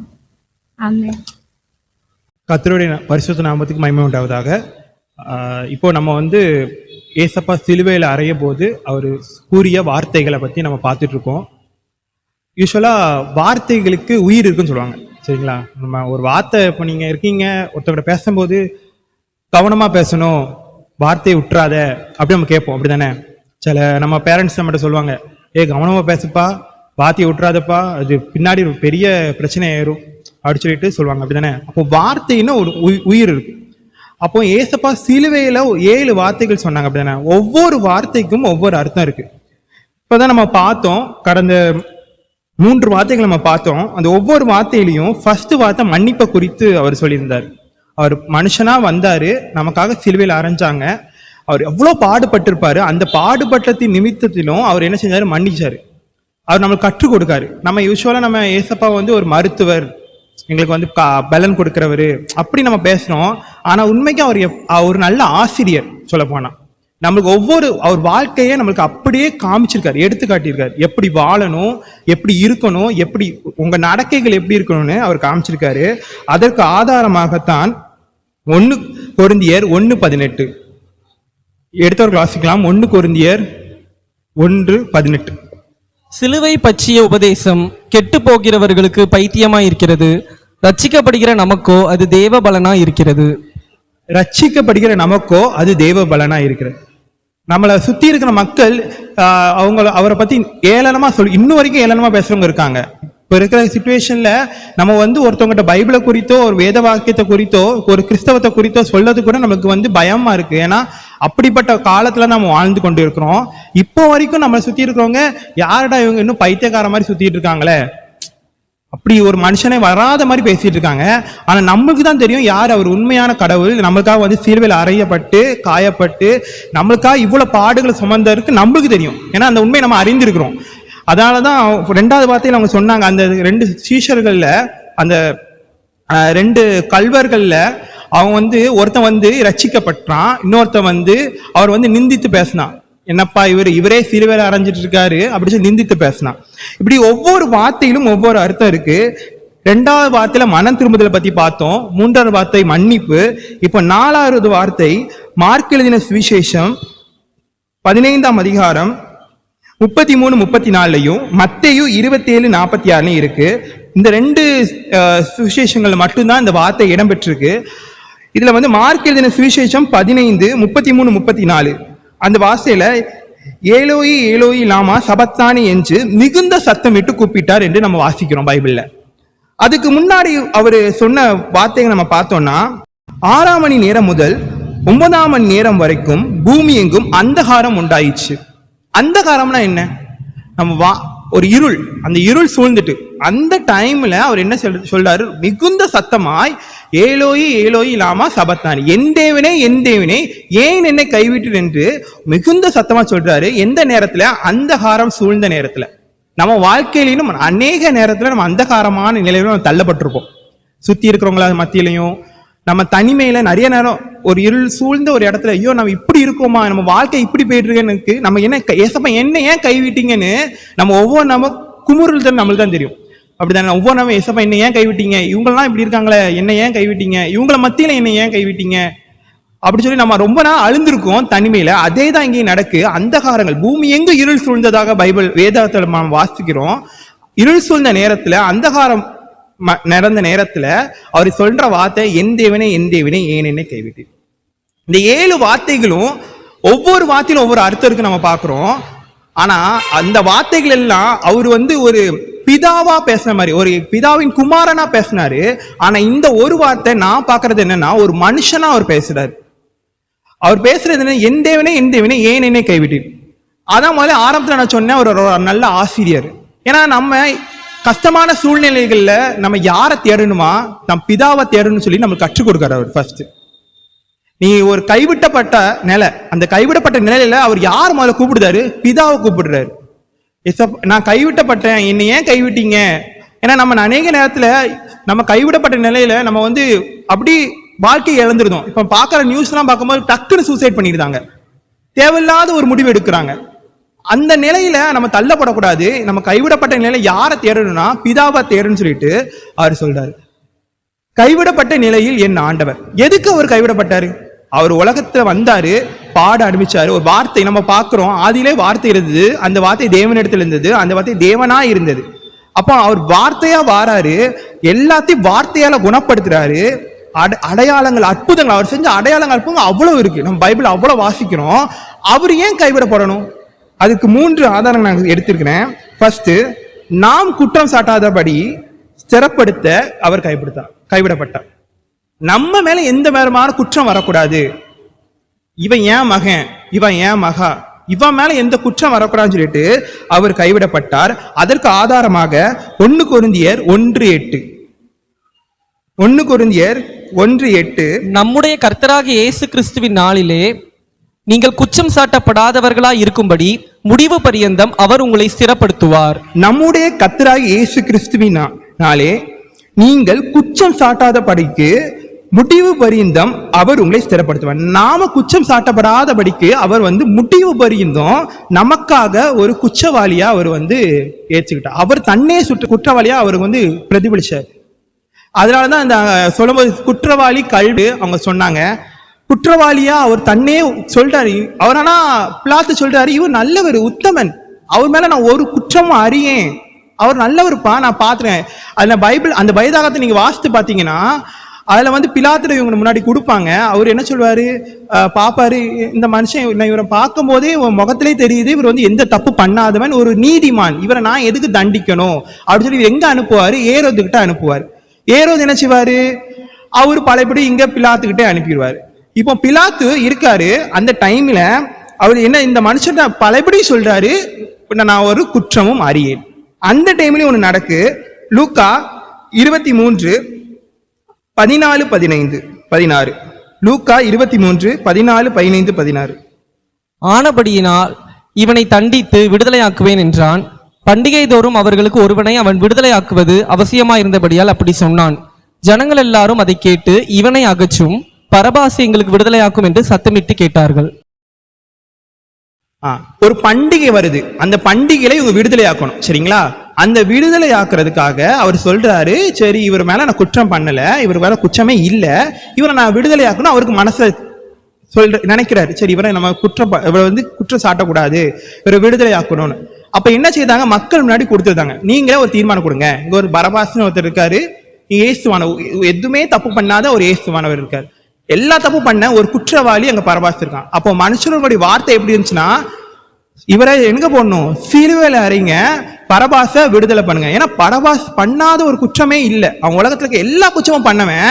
அவனை என்ன செய்தாங்க, நீங்க அவனை விடுதலை பண்ணுங்க, எனக்கு அவங்க தான் வேணும், இவர் வேண்டாம், இவர் சிலுவையில அறைங்க அப்படின்னு சொல்லிட்டு மக்கள் அவ்வளவு குரலா எழுப்புறாங்க. எப்படிப்பட்ட மக்கள்னா, இவரோட பட்ட அற்புதங்களையும் அடையாளங்களையும் கண்ட அந்த மக்கள் என்ன சொல்றாங்க, இவரை சிலுவையில அறைங்கன்னு சொல்றாங்க. நம்மளும் அந்த கூட்டத்துல இன்னும் இருந்துட்டு இருக்கோம், அப்படித்தானே? நம்மளை சுத்தி நம்ம பாக்குறோம், எத்தனையோ பேர். நம்மளும் நிறைய நேரத்துல என்னை கைவிட்டுட்டீங்க, எசப்பா நீங்க இருக்கீங்களா, என்னை இப்படி கைவிட்டுட்டீங்களே, நீங்க இருந்திருந்தா கைவிட்டுற மாட்டீங்க, நம்ம நிறைய நேரத்தை சொல்லியிருப்போம், அப்படித்தானே? நானும் நிறைய நேரத்துல என்ன நம்ம போற கஷ்டங்கள் நேரத்துல, எசப்பா நீங்க உண்மைக்கு இருக்கீங்களா, ஏன் கைவிட்டீங்க அப்படின்னு நம்ம ஒரு வார்த்தை விட்டுருந்தோம். ஆனா அவர் உண்மைக்கு இருக்காரு. அதனாலதான் அவர் சொல்றது, உன் பலவீனத்திலும் என் பலன் சம்பூர்ணமா உனக்கு விளங்கும். உனக்கு எந்த கஷ்டம் வந்தாலும் அதுக்கு யாரு உறுதுணையா இருக்க, நான் இருக்கேன், நீ என்ன தேடு, ஃபர்ஸ்ட் என்ன தேடு அப்படின்னு சொல்றாரு. ரெண்டாவது அங்க சொல்றது என்னன்னா, நாம் ரட்சிப்புக்கேற்ற தேவ பலனடைய இயேசு கைவிடப்பட்டார். ஃபர்ஸ்ட் என்னன்னா, ரட்சிப்புக்கேற்ற குற்றம் சாட்டாதபடி ஸ்திரப்படுத்த அவர் கைவிடப்பட்டார். நம்ம மேல குற்றம் சாட்டக்கூடாது, அதுக்காக அவர் வந்து கைவிடப்பட்டார். இரண்டாவது, ரட்சிப்புக்கேற்ற தேவ பலனடைய அவர் கைவிடப்பட்டார். அதற்கு ஆதாரமாக 2 கொரிந்தியர் 1:4-5-6 2 கொரிந்தியர் 1:4-5-6 தேவனால் எங்களுக்கு அருளப்படுகிற ஆறுதலினாலே எந்த உபத்திரவத்தினாலாகிலும் அகப்படுகிறவர்களுக்கு நாங்கள் ஆறுதல் செய்ய திராணி உள்ளவர்களாய் இருக்கும்படி எங்களுக்கு வரும் சகல உபத்திரவங்களிலேயும் அவரே எங்களுக்கு ஆறுதல் செய்கிறவர். எப்படியெனில் கிறிஸ்துவினுடைய பாடுகள் எங்களிடத்தில் பெருகுகிறது போல கிறிஸ்துவினாலே எங்களுக்கு ஆறுதலும் பெருகுகிறது. போதும். எப்படியெனில் கிறிஸ்துவினுடைய பாடுகள், அவர் சிலுவையில் அறைஞ்ச பாடுகள், நம்ம கொஞ்ச நேரம் எல்லாரும் கண்ணை மூடி பார்த்து அவர் சிலுவையில் எப்படிலாம் பாடுபட்டோம் நம்ம விஷுவல் பண்ணி பார்த்தா நம்மளால அது அப்படி ஜீரணிக்க கூட முடியாது. ஏன்னா அப்படி ஒரு பாடு, மனுஷன் அப்படி ஒரு பாடம் பட்டதே இல்லை. சிலுவையில இதுக்கு முன்னாடி அடிஞ்சவங்க எல்லாம் சொல்ற மாதிரி சபிச்சுட்டு போயிருக்காங்க. இதுக்கு முன்னாடி கேட்டோம் வார்த்தைகள்ல, சிலுவையில போறவங்க அவ்வளவு சபிச்சாங்க, ஆனா அவங்க கூட இவ்வளவு பாடு அனுப்பிச்சிருப்பாங்களான்னு தெரியாது. ஏன்னா முள்கிரீடம் துப்புறாங்க, அவ்வளவு தூஷ்ண வார்த்தைகளை பேசுறாங்க. ஆனாலும் அவர் என்ன சொல்றாங்க இதுல, கிறிஸ்துவினாலே பாடுகள் எங்களிடத்தில் பெருகிறது போல கிறிஸ்துவினாலே எங்களுக்கு ஆறுதலும் பெறுகிறது. அவரோட பாடுகளை நாங்க பாக்குற மாதிரி அவர் எங்களுக்கு ஆறுதலும் அவர் தருவாரு அப்படின்னு சொல்லி இதுல பாக்குறோம். அதனாலதான் இயேசு நமக்கு ஆறுதல் படுத்த, நம்மை ஆறுதல் படுத்த, நம்ம கைவிடப்பட்ட நிலையில இருக்கிறோம், நம்ம கைவிடப்பட்ட நிலையில நம்மளை ஆறுதல் படுத்த அவர் கைவிடப்பட்டார். ஃபர்ஸ்ட் நம்ம மேல குற்றம் பண்ணக்கூடாது. இவன் மேல இவன் நல்லவன்ப்பா, என் பையன்ப்பா, அவன் என் மகன், அவன் என்ன தப்பு பண்ணாலும் அவன் என்னோட மகன் என்று அவர் அன்பு கூர்ந்ததுனால நம்ம மேல குற்றம் சாட்டப்படாதபடிக்கு அவர் கைவிடப்பட்டார். இரண்டாவது, நம்மை ஆறுதல் படுத்த, நம்ம தனிமையில எத்தனையோ உலகத்துல இருக்க எத்தனையோ பேர் நம்மளை வந்து இழிவான வார்த்தைகள் பேசியிருக்கலாம், நம்ம கசந்து அழுதுருக்கலாம், நம்ம எந்த தப்பு பண்ணாம மற்றவங்க முன்னாடி கூனி குறுகி இருக்கலாம். அந்த நிமிஷத்துல அவரு நம்மளை ஆறுதல் படுத்த அவர் வந்து கைவிடப்பட்டார். மூன்றாவது, இதே வார்த்தை என் தேவனே ஏன் என்னை கைவிட்டு நம்ம பழைய ஏற்பாடுல பாக்குறோம். எதுல பாக்குறோம் தெரியுமா? சங்கீதத்துல பார்க்கோம். அந்த சங்கீதம் 22 என்ன சொல்லுவாங்கன்னா தீர்க்க தரிசன சங்கீதம் சொல்லுவாங்க. சரிங்களா? யூஸ்வலா அந்த சங்கீதம் தீர்க்க தரிசன சங்கீதம். அதுலயும் அந்த அதிகாரத்தை வாசித்து பார்த்தீங்கன்னா ஏசப்பாக்கு என்னென்ன பாடுகள் இருக்கோ அதே பாடுகள் அப்படியே அதுல இருக்கும். அதனாலதான் அது என்ன சொல்லுவாங்க, தீர்க்க தரிசன சங்கீதம் சொல்லுவாங்க. இப்போ இதே மாதிரி கைவிடப்பட்ட மனுஷன் நம்ம பைபிள்ல எத்தனையோ பேரை பார்க்கிறோம். உலக பிரகாரமாகவும் சரி, நம்ம பார்க்குற மனுஷங்களா இருந்தாலும் பைபிள்ல பட்ட காரியங்கள் நிறைய இருக்கு. நிறைய கேரக்டர்ஸ் இருக்காங்க பைபிள்ல, நிறைய கதாபாத்திரங்கள் இருக்காங்க. அவங்க உண்மையாவே அவங்களுக்கு கைவிடப்பட்ட நிலைகள் இருக்கு. ஒரு அண்ணா கைவிடப்பட்டா, அவங்களுக்கு குழந்தை இல்லைன்னு சொல்லிட்டு அவ்வளவு அழுதாங்க, சுத்தி இருக்கவங்க ஏளனம் பண்ணாங்க, அவங்க ஆலயத்துல ஜெபிச்சாங்க. சாமுவேல் வந்து பெரிய ஒரு தீர்க்கதரிசி அவங்க மூலியமா வந்தது, அப்படித்தானே? அப்படி வேதாகமத்துல நிறைய நம்ம பாக்குறோம். அதுல நான் ஒரே ஒரு ஆளை எடுக்கிறேன்னா யோபு எடுக்கிறேன். யோபு மாதிரி ஒரு மனுஷன் உலகத்திலே கிடையாது. அப்படி ஒரு மனுஷன் யோபு. அதான் நீங்க யோபு அதிகாரத்தை நீங்க எடுத்தீங்கன்னா யோபு 1ஆம் அதிகாரம் 1, 2, 3 வாசித்து பாத்தீங்கன்னா அவருக்கு உள்ள செல்வாக்கு, அவர் எப்படிப்பட்டதா இருந்தார். அதான் முதல் வசனத்தை நீங்க வாசிங்கன்னா, உஸ்தி தேசத்தில் யோபு என்னும் பேர் கொண்ட ஒரு மனுஷன் இருந்தான். அந்த மனுஷன் உத்தமனும் சர்மான்கனும் தேவனுக்கு பயந்து பொல்லாப்புக்கு விலகிறவனா இருந்தான். ஏன்னா அப்படி ஒரு கேரக்டரிஸ்டிக்ஸ் அவர் கொடுத்தாச்சு. அவன் உத்தமப்பா, அவன் சன்மார்க்கன், அவனுக்கு தேவனுக்கு பயந்து பொல்லாப்புக்கு விலகிறவனா இருந்தான். அப்படிப்பட்ட ஒரு மனுஷன். அவனுக்கு இருந்த செல்வம் அவ்வளவு இருந்துச்சு. 7 குமாரர்கள், ஆடு மாடுகள், எப்பா அவன மாதிரி ஒரு செல்வம் தான் இந்த உலகத்துல கிடையாது. அப்படிப்பட்ட மனுஷன். அங்க என்ன வருது அவனோட வாழ்க்கையில, சாத்தான் அவனுக்கு ஒரு டெஸ்ட் வைக்கான். எங்க வரான், ஒரு பரலோகத்துல வந்து அவன் கேட்கிறான், எங்க தேவ புத்திரர்கள் உட்கார்ந்து இருக்காங்க. அப்போ வந்து அவன் சொல்றான், அவன்கிட்ட இவ்வளவு சொத்து செல்வங்கள் இருக்கிறனாலதான் அவங்க என்ன செய்தான், உண்மை வேண்டுதான், நீங்க அவன்கிட்ட இருந்து எல்லாத்தையும் பறிச்சிட்டீங்கன்னா அவன் ஆட்டோமேட்டிக்கா என்ன செஞ்சிருவான், என்னோட பாதைக்கு வந்துருவான் அப்படின்னு சொல்லிட்டு ஒரு சவாலோடு தான். அதுக்கு ஆண்டவர் என்ன சொல்றாரு, 2வது அதிகாரத்தை வாசிங்கன்னா, கர்த்தர் சாத்தானை பார்த்து நீ எங்கிருந்து வருகிறாய் என்றார்.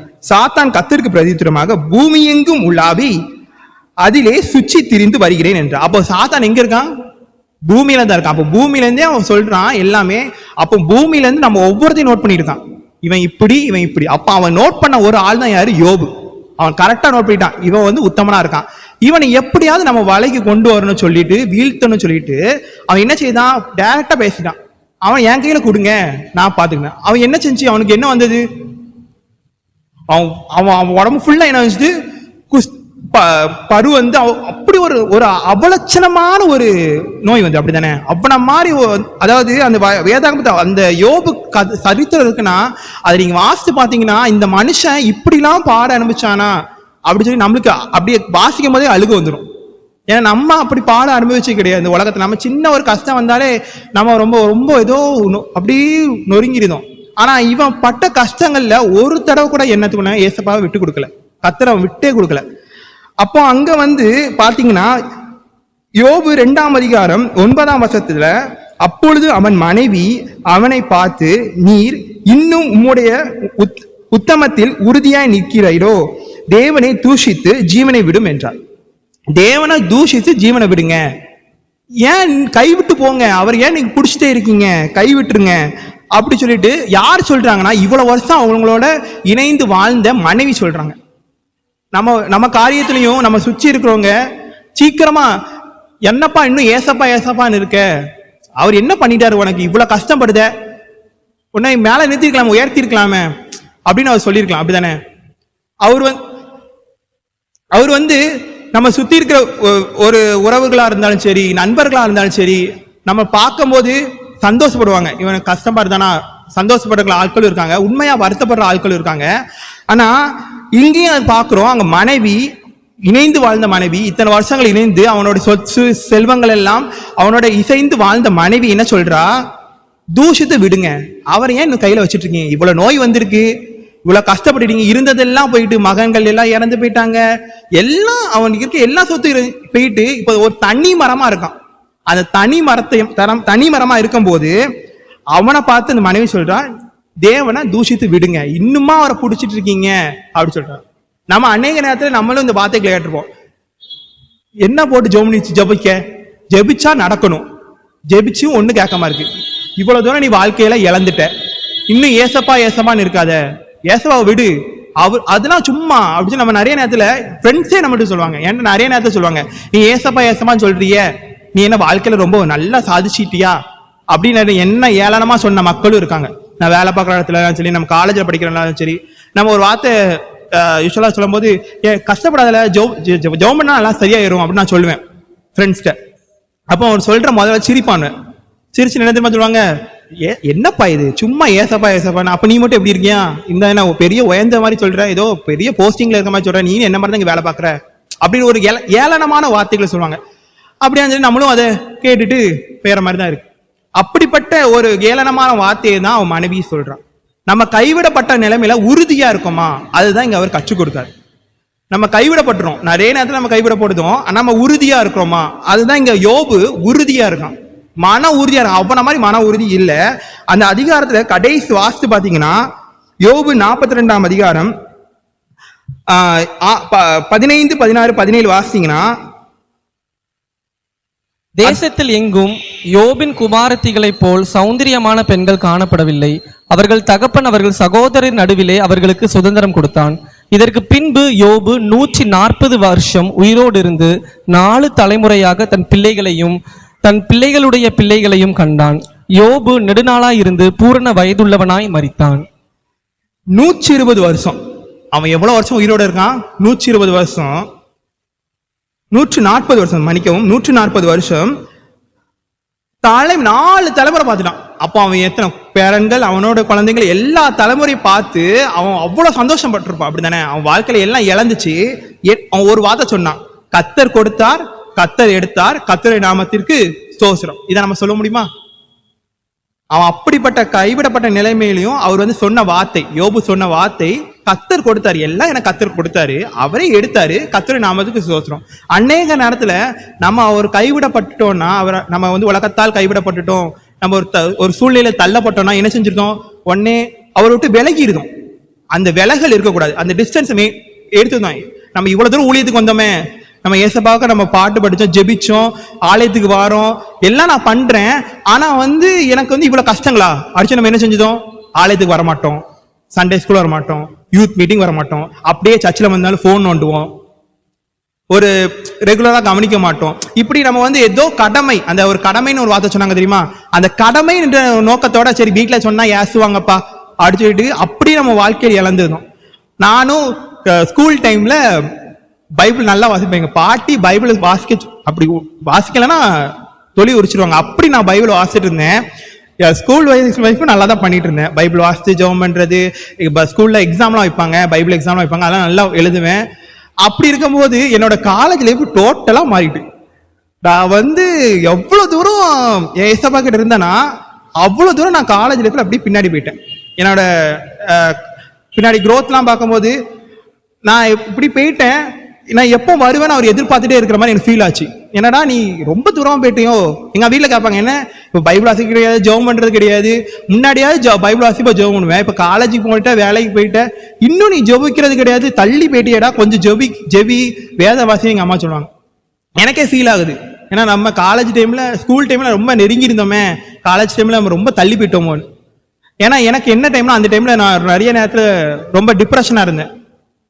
அதனாலதான் நான் வந்து தூரம் போயிட்டணும். ஏன்னா சுத்தி இருக்க மக்கள்லாம் நம்மளை வந்து ஒரு மாதிரி ஒதுக்குறாங்களே, கைவிடப்பட்டணும் அப்படி சொல்லி ஒரு நிலையில இருக்கும் போது தான் நான் வந்து அப்படி விலகிட்டணும்னு எனக்கு ரொம்ப ஃபீல் ஆயிடுச்சு. இப்போ நான் கொஞ்சம் நெருங்கி வரேன், அவர் என்னை எதிர்பார்த்துட்டே இருக்காராதாலும் நான் ஃபீல் பண்றேன். சரிங்களா? இப்போ நம்ம பார்த்த யோபு காரியத்தை பார்த்தோம். அவர் கர்த்தர் கொடுத்தார், கர்த்தர் எடுத்தார், கர்த்தரை நாம ஸ்தோத்திரம் என்று சொல்றாரு. அந்த மாதிரி ஒரு பலனை நம்மளுக்கு கர்த்தர் கொடுப்பார் என்று விசுவாசிக்கிறேன். 3 காரியங்கள் நம்ம பார்த்தோம். நாம் குற்றம் சாட்டாதபடிக்கு ஸ்திரப்படுத்த அவர் கைவிடப்பட்டார். 2வது, நாம் ரட்சிப்புக்கேற்ற தேவ பலனடைய அவர் கைவிடப்பட்டார். 3வதாக இப்போ பார்க்கிறோம்னா நம்மை உயர்த்தி அழகு பார்க்க அவர் கைவிடப்பட்டார். அதற்கு ஆதாரமாக 1 கொரிந்தியர் 1:27-28-29-30 வாசிங்க. 1 கொரிந்தியர் 1:27-28-29-30. ஞானிகளை வெட்கப்படுத்தும்படி தேவன் உலகத்தில் பைத்தியமானவைகளை தெரிந்து கொண்டார், பலமுள்ளவைகளை வெட்கப்படுத்தும்படி தேவன் உலகத்தில் பலவீனமானவைகளை தெரிந்து கொண்டார், உள்ளவைகளை அவமாக்கும்படி உலகத்தின் இழிவானவைகளையும் அற்பமாய் எண்ணப்பட்டவைகளையும் இல்லாதவைகளையும் தேவன் தெரிந்து கொண்டார். மாம்சமான எவனும் தேவனுக்கு முன்பாக பெருமை பாராட்டாதபடிக்கு அப்படி செய்தார்.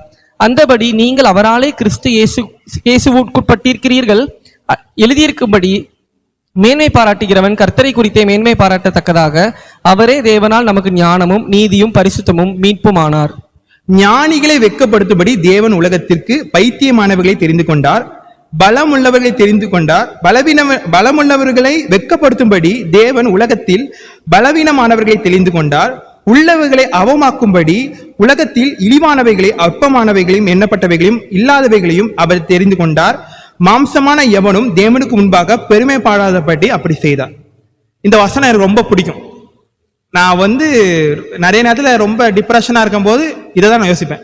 எனக்கு ஞானம் கிடையாது, அறிவு கிடையாது, எல்லாத்தோடையும் நான் கம்பேர் பண்ணும் போது நான் ரொம்ப தாழ்ந்தவன். ஆனா என்ன நீங்க கைவிடப்படுத்துவது இல்லை என்று நான் ஒவ்வொரு தடவும் நான் வந்து உறுதியா இருக்கிறேன்னா இந்த ஒரு வசனம் தான். அநேக நேரத்தில் இந்த வசனத்தை ரொம்ப ரீகால் பண்ணிட்டே இருப்பேன். எனக்கு வந்து இந்த வசனம் வந்து ஒரு ஊக்குதலா இருக்கும். நம்ம நிறைய நேரத்தில் நமக்கு ஒண்ணுமே இல்லையே, நம்ம வந்து ரொம்ப ரொம்ப அறிவாளிலாம் இல்லை நம்ம நினைக்கும் போதுனா இந்த வசனம் நம்மளுக்கு ஒரு உறுதியை கொடுக்குறோம். அதனாலதான் இங்க வந்து நான் சொல்றேன், கைவிடப்பட்ட நிலையில் அவர் நம்மளை இவ்வளவாய் நம்மளை தெரிந்து கொள்ள வந்தார். அவர் வந்து ஞானிகளை தெரிந்து கொள்ள வரல, பலமா இருக்கிறவங்களை தெரிந்து கொள்ள வரல, நம்மளை போல ஒரு மனுஷங்களை தான் அவர் தெரிந்து கொள்ள வந்தார். ஆகவே கைவிடப்பட்ட நிலைமையில நம்ம எப்படி இருக்கிறோம், ஏசப்பை விட்டு விலகி இருக்கிறோமா அப்படி கொஞ்சம் சிந்தித்து பார்ப்போம். வருங்காலங்களில நம்ம ஏசப்பா கூட இன்னும் நம்ம அன்பை செலுத்துவோம். இந்த 7 வார்த்தைகளை நம்ம தியானிப்போம். நன்றி. கர்த்தருடைய பெரிதான நாமத்துக்கு ஸ்தோத்திரம். ஏசப்பா சிலுவையில் கூறிய 7 வார்த்தைகளில் 5ஆம் வார்த்தை தாகமாய் இருக்கிறேன். தாகம் எவ்வளோ பேருக்கு எவ்வளோ விதமான தாகங்கள் இருக்கும். இங்கே ஏசப்பாவுக்கு எந்த தாகம் ஏற்பட்டது அப்படிங்கிறத பற்றி தான் நம்ம இப்போ பார்க்க போகிறோம். தாகம்னு ஒன்னே நம்ம இப்போ கொஞ்ச நேரம் நடந்தோம்னா நம்மளுக்கு நாவு வறண்டு ஒரு தாகம் ஏற்படும். அது ஒரு விதமான தாகம். ஒருத்தர் காலில இருந்து வேலை பார்க்குறாரு, அவரோட தாகம் என்னமா இருக்கும்னா சாயங்காலம் அவர் கைக்கு எப்போ கூலி வரும், அது வந்து அவரோட தாகம். இங்கே தாகத்தை பற்றி வேதாகமத்தில் யோவான் எழுதின சுவிசேஷம் 19ஆம் அதிகாரம் 28ஆம் வசனம், அதன் பின்பு எல்லாம் முடிந்தது என்று இயேசு அறிந்து வேத வாக்கியம் நிறைவேறத்தக்கதாக தாகமாயிருக்கிறேன் என்றார். எல்லாம் முடிஞ்சிருச்சு, இப்போ இப்போ ஏசமா தாகமா இருக்கிறேன் அப்படி சொல்லிட்டு சொல்றாரு. அப்போ கீழே இருந்த பிலாத்து சேவகர்கள் எல்லாரும் என்ன நினைச்சுக்கிறாங்க, சரி இவ்வளோ நேரம் சிலுவையில் உள்ள பாடெல்லாம் அனுபவிச்சிருக்காரு, நாவு வறண்டு தாகம் ஏற்பட்டிருக்கும் அப்படின்னு அவங்க வந்துட்டு உலகத்தில் உள்ள மக்கள் உலக பிரகாரமான தாகங்களை பற்றி மட்டும்தான் யோசிப்பாங்க. ஆனால் இயேசுக்கு இங்கே ஏற்பட்டது உலக பிரகாரமான தாகம் அல்ல. அவர் இப்படி கேட்டோன்னு என்ன பண்றாங்க, அடுத்த வசனம், காடி நிறைந்த பாத்திரம் அங்கே வைக்கப்பட்டிருந்தது. அவர்கள் கடற்காளானை காடியிலே தோய்த்து ஈசோப்பு தண்டில் மாற்றி அவர் வாயினிடத்தில் நீட்டினார்கள். அவங்க காடி வந்துட்டு ஏசப்பா கொடுக்காங்க. அவருக்கு உலக பிரகாரமான தாகம் ஏற்பட்டிருந்ததுன்னா கானாவூர் கல்யாணத்துல தண்ணீரை திராட்சரசமா மாற்ற முடிந்த கர்த்தரால ஏன் ஒரு கசப்பு நிறைந்த காடியை தண்ணீரா மாற்றி கொடுத்திருந்திருக்க முடியாது? ஆனா அவருக்கு ஏற்பட்டது ஒரு உலக பிரகாரமான தாகம் அல்ல. அவருக்கு இந்த இடத்துல ஏற்படுறது ஆத்மா தாகம். இதுக்கு முன்னாடியே அவரோட சிலுவை மரணங்கள்லயே அவருக்கு வந்துட்டு கொடுத்துருப்பாங்க. மத்தேயு 27:33 பார்த்தீங்கன்னா அதுலேயுமே அவருக்கு வந்துட்டு கபாலஸ்தலம் என்று அர்த்தம் கொள்ளும் கொல்கத்தா என்னும் இடத்துக்கு அவர் வந்தபோது கசப்பு கலந்த காடியை அவருக்கு குடிக்க கொடுத்தார்கள். அவர் அதை ருசி பார்த்து குடிக்க மனதில்லாதிருந்தார். இங்கே மனதில்லாதிருந்தார்னு கொடுத்துருக்கு. இது வந்துட்டு தல்மூத் அப்படிங்கிற ஒரு புத்தகம் உண்டு. இது வந்து யூதர்களுடைய பாரம்பரியம் பற்றி எழுதி வைக்கப்பட்ட ஒரு புத்தகம். அதில் என்ன கொடுத்துருக்குன்னா, ஒரு மரண தண்டனை விதிக்கப்பட்ட ஒரு கைதியை நகர வீதிகளில் இழுத்து கொண்டு வராங்க. அப்படி இழுத்து கொண்டு வரும்போது அங்கே வந்துட்டு கணம் பொருந்திய ஸ்திரீகள், எருசலேம் நகர வீதிகளில் கணம் பொருந்திய ஸ்திரீகள்னா செல்வந்தர்கள், ஐஸ்வர்யம் உள்ளவர்கள், அவர்கள் தான் வந்து கணம் பொருந்திய ஸ்திரீகள். அவங்க வந்து அவனுக்கு வந்து மரண தண்டனை அனுபவிக்கும் போது அது வந்து திராட்சரசம், வெள்ளை போலம் கலந்த திராட்சரசம், அது வந்து கணம் பொருந்திய ஸ்திரீகள் கொண்டு வராங்கன்னா அது எவ்வளோ விலை மதிப்புள்ளதாக இருக்கும்னு நீங்கள் புரிஞ்சுக்கிடணும். அது வந்துட்டு அங்கே வச்சுருப்பாங்க. ஏன்னா அந்த திராட்சரசம் குடிக்கும்போது அவருக்கு அந்த கொஞ்சம் வேதனை வலி தெரியாமல் இருக்கும். மரண தண்டனை அனுபவிக்கும் போது இப்போ ஒரு பானம் குடிக்கிறோனாலே கொஞ்ச நேரத்துக்கு நம்மளோட அந்த டிப்ரெஷன் விட்டு நம்ம வெளியே வர முடியும், அந்த வலி தெரியாமல் இருக்கிறதுக்கு தான் வந்துட்டு. ஆனால் ஏசப்பா வந்துட்டு மார்க் அழகாக எழுதியிருப்பாரு. நான் இதை கொடுத்து ஆராயும் போது எனக்கு இந்த வசனம் ரொம்ப பிடிச்சிருந்தது. மார்க்கு 15:23 அதில் என்ன கொடுத்துருக்கும்னா, வெள்ளை போலம் கலந்த திராட்சரசத்தை அவருக்கு குடிக்க கொடுத்தார்கள், அவர் அதை ஏற்றுக்கொள்ளவில்லைன்னு கொடுத்துருக்கு. ஏசப்பாக்கு வந்துட்டு தேவையானது வந்துட்டு அந்த கொஞ்ச நேரம் வழியை போக்கக்கூடிய ஒரு வெள்ளை போலம் கலந்த திராட்சரசம் இல்லை. அவர் வந்து இந்த உலகத்துக்கு வந்து பிதாவானவர் அனுப்பினோட காரியமே நம்ம எல்லாரும் ரட்சிக்கப்பட வேண்டும், நம்ம அவரை சொந்த ரட்சகராக ஏற்றுக்கொள்ள வேண்டும். இப்போ எல்லாமே முடிந்தது என்று இயேசு அறிந்து வேத வாக்கியம் நிறைவேறத்தக்கதாக தாகமாய் இருக்கிறேன் அப்படின்னு சொல்றாரு. இங்கே வந்துட்டு அவர் எதுக்கு வந்தார், எல்லாரும் ரட்சிக்கப்படணும், எல்லாரும் ஒரு சொந்த ரட்சகராக ஏற்றுக்கணும்னு ஒரு நோக்கத்தோடு தான் பிதா வந்து தன்னுடைய ஒரே பேரான குமாரனை வந்துட்டு உலகத்துக்கு அனுப்புனார். அவர் இங்கே வந்துட்டாரு. இப்போ வந்துட்டு அவரோட ஜீவனை வந்துட்டு பிதாவோட கையில் ஒப்படைக்க போகிறாரு. எல்லாமே முடிய போகுது. இப்போ வந்துட்டு அவர் இங்கே வந்ததுனால ஏசாயா 53:12 கொடுத்துருக்கோம். ஏசாயா 53:12 வசனம், அவர் தம்முடைய ஆத்மாவை மரணத்தில் ஊன்றி அக்கிரமக்காரரில் ஒருவரான எண்ணப்பட்டு அநேகருடைய பாவத்தை தாமே சுமந்து அக்கிரமக்காரருக்காக வேண்டிக் கொண்டது நிமித்தம் அநேகரை அவருக்கு பங்காக கொடுப்பேன், பலவான்களே அவர் தமக்கு கொள்ளையாக பங்கிட்டு கொடுப்பார். அநேகரை வந்துட்டு அவருக்கு பங்காக கொடுப்பேன்னு சொல்லியிருக்கீங்க, பலவான்களை வந்துட்டு அவர் தமக்கு கொள்ளையாக பங்கிட்டு கொள்வார். இப்போ வந்துட்டு இயேசு அதன் மேலதான் தாகமா இருக்கிறார். நீங்க சொன்ன காரியம் முடிய போது என் ஜீவன் உங்க கையில நான் ஒப்படைக்க போறேன், என்ன ஆராதிக்கிற ஜனங்கள் என்ன எங்க ஆத்மாக்களை நீங்க எனக்கு பங்காக கொடுப்பேன்னு சொன்னீங்க, எனக்கு தாங்க, நான் அதன் நிமித்தம் தாகமாய் இருக்கிறேன் அப்படின்னு சொல்லிட்டு இங்க ஒரு தாகத்தை குறித்து சொல்லும் போது சொல்றாரு. ஆத்மாக்களை வந்துட்டு நீங்களே யோசிச்சு பார்த்தீங்கன்னா, நம்மளும் கிறிஸ்தவர்களா இருக்கும் பிறந்ததுலேருந்து, நம்ம ஆத்மாக்கத்தில் கர்த்தர் இடத்துல கொண்டு வந்து நிறுத்தியிருக்கோமா அப்படின்னு இங்கே ஒரு கேள்வி நான் எழுப்பினேன்னா எல்லாருமே அது வந்துட்டு யோசிக்கக்கூடிய விஷயமா தான் இருக்கு. இத்தனை நாளும் நம்ம வந்துட்டு இப்போ கிறிஸ்மஸ் கொண்டாடுறோம், கர்த்தர் சொல்லியிருக்காரு தான் பண்டிகைகளே ஆசரியுங்கன்னு சொல்லியிருக்காரு. ஆனால் நம்ம கிறிஸ்மஸ்னா என்ன, ஆடம்பரமாக ட்ரெஸ் எடுக்கணும், நம்ம ஜாலியாக கொண்டாடணும், அவ்வளோதான். கிறிஸ்து பிறப்பு முடிஞ்சது, அவ்வளோதான். ஞாயிற்றுக்கிழமை ஆனால் நம்ம கடமைக்கு சர்ச்சுக்கு வரோம். நானாக இருந்தாலும் அதே தான் பண்ணுறேன். அது மட்டுமே பண்ணிட்டு இருந்தோம்னா நம்ம கிறிஸ்தவர்களே இல்லை. ஆத்துமாக்களை நம்ம கர்த்தர் இடத்துல கொண்டு வந்து சேர்க்கணும். 2ஆம் வருகை சமீபமாய் கொண்டே இருக்கு. கர்த்தர் 2ஆம் வருகைக்கு சமீபமாய் வரும்போது நம்ம ஆத்மாக்கள் வந்து அவர் இடத்துல கொண்டு வந்து சேர்க்கணும். இனி வரும் காலங்கள்லையாவது நம்ம ஆத்மாக்களை கர்த்தர் இடத்துல கொண்டு வந்து சேர்ப்போம். அப்படி நம்ம ஆத்மாக்களை கர்த்தர் இடத்துல கொண்டு வந்து சேர்க்கும் போது இங்கே கர்த்தருக்கு ஏற்பட்ட தாகத்தை நம்மளாலையும் தீர்க்க முடியும். அவரு இதை குறித்து தான் 5ஆம் வார்த்தையாய் தாகமாய் இருக்கிறேன் அப்படி வந்துட்டு சொல்லியிருக்காரு. நம்மளும் இனி வரும் காலத்துல ஆத்மாக்களை கர்த்தர் இடத்துல கொண்டு வந்து சேர்ப்போம். நாமும் அவருடைய தாகத்தை தீர்க்க முடியும். கர்த்தர் தாமே இந்த வார்த்தையை ஆசீர்வதிப்பாராக. ஆமென். இயேசு கிறிஸ்துவின் நாமத்தினாலே உங்கள் அனைவருக்கும் என்னுடைய வாழ்த்துக்களை தெரிவித்துக் கொள்கிறேன். இப்போ நம்ம என்ன பார்க்க போகிறோன்னா, இவ்வளோ நேரம் தானிச்சோம், இன்னும் ஐந்து வார்த்தைகளை பற்றி தானிச்சோம். இப்போ 6வது வார்த்தையாக முடிந்தது. அதாவது எல்லாரும் கொஞ்சம் கவனிப்போம். கொஞ்சம் நைட்லாம் தூங்காமல் இருந்திருப்பீங்கன்னு நினைக்கிறேன். கொஞ்சம் வசதியாக இருக்குது. கொஞ்சம் அந்த வார்த்தையை மட்டும் கொஞ்சம் கூர்ந்து கவனிப்போம். நம்ம கொஞ்சம் அந்த ரகசியங்களை பற்றி கொஞ்சம் அறிய போகிறோம். முடிந்தது அப்படின்னு நம்ம ஒரு வார்த்தை, இந்த ஒரு வார்த்தையில் மொத்த பைபிளும் எப்படி அடங்கியிருக்கிறத நம்ம பார்க்க போகிறோம். ஒரு சில வேத வசனங்களை குறித்து பார்க்க போகிறோம்.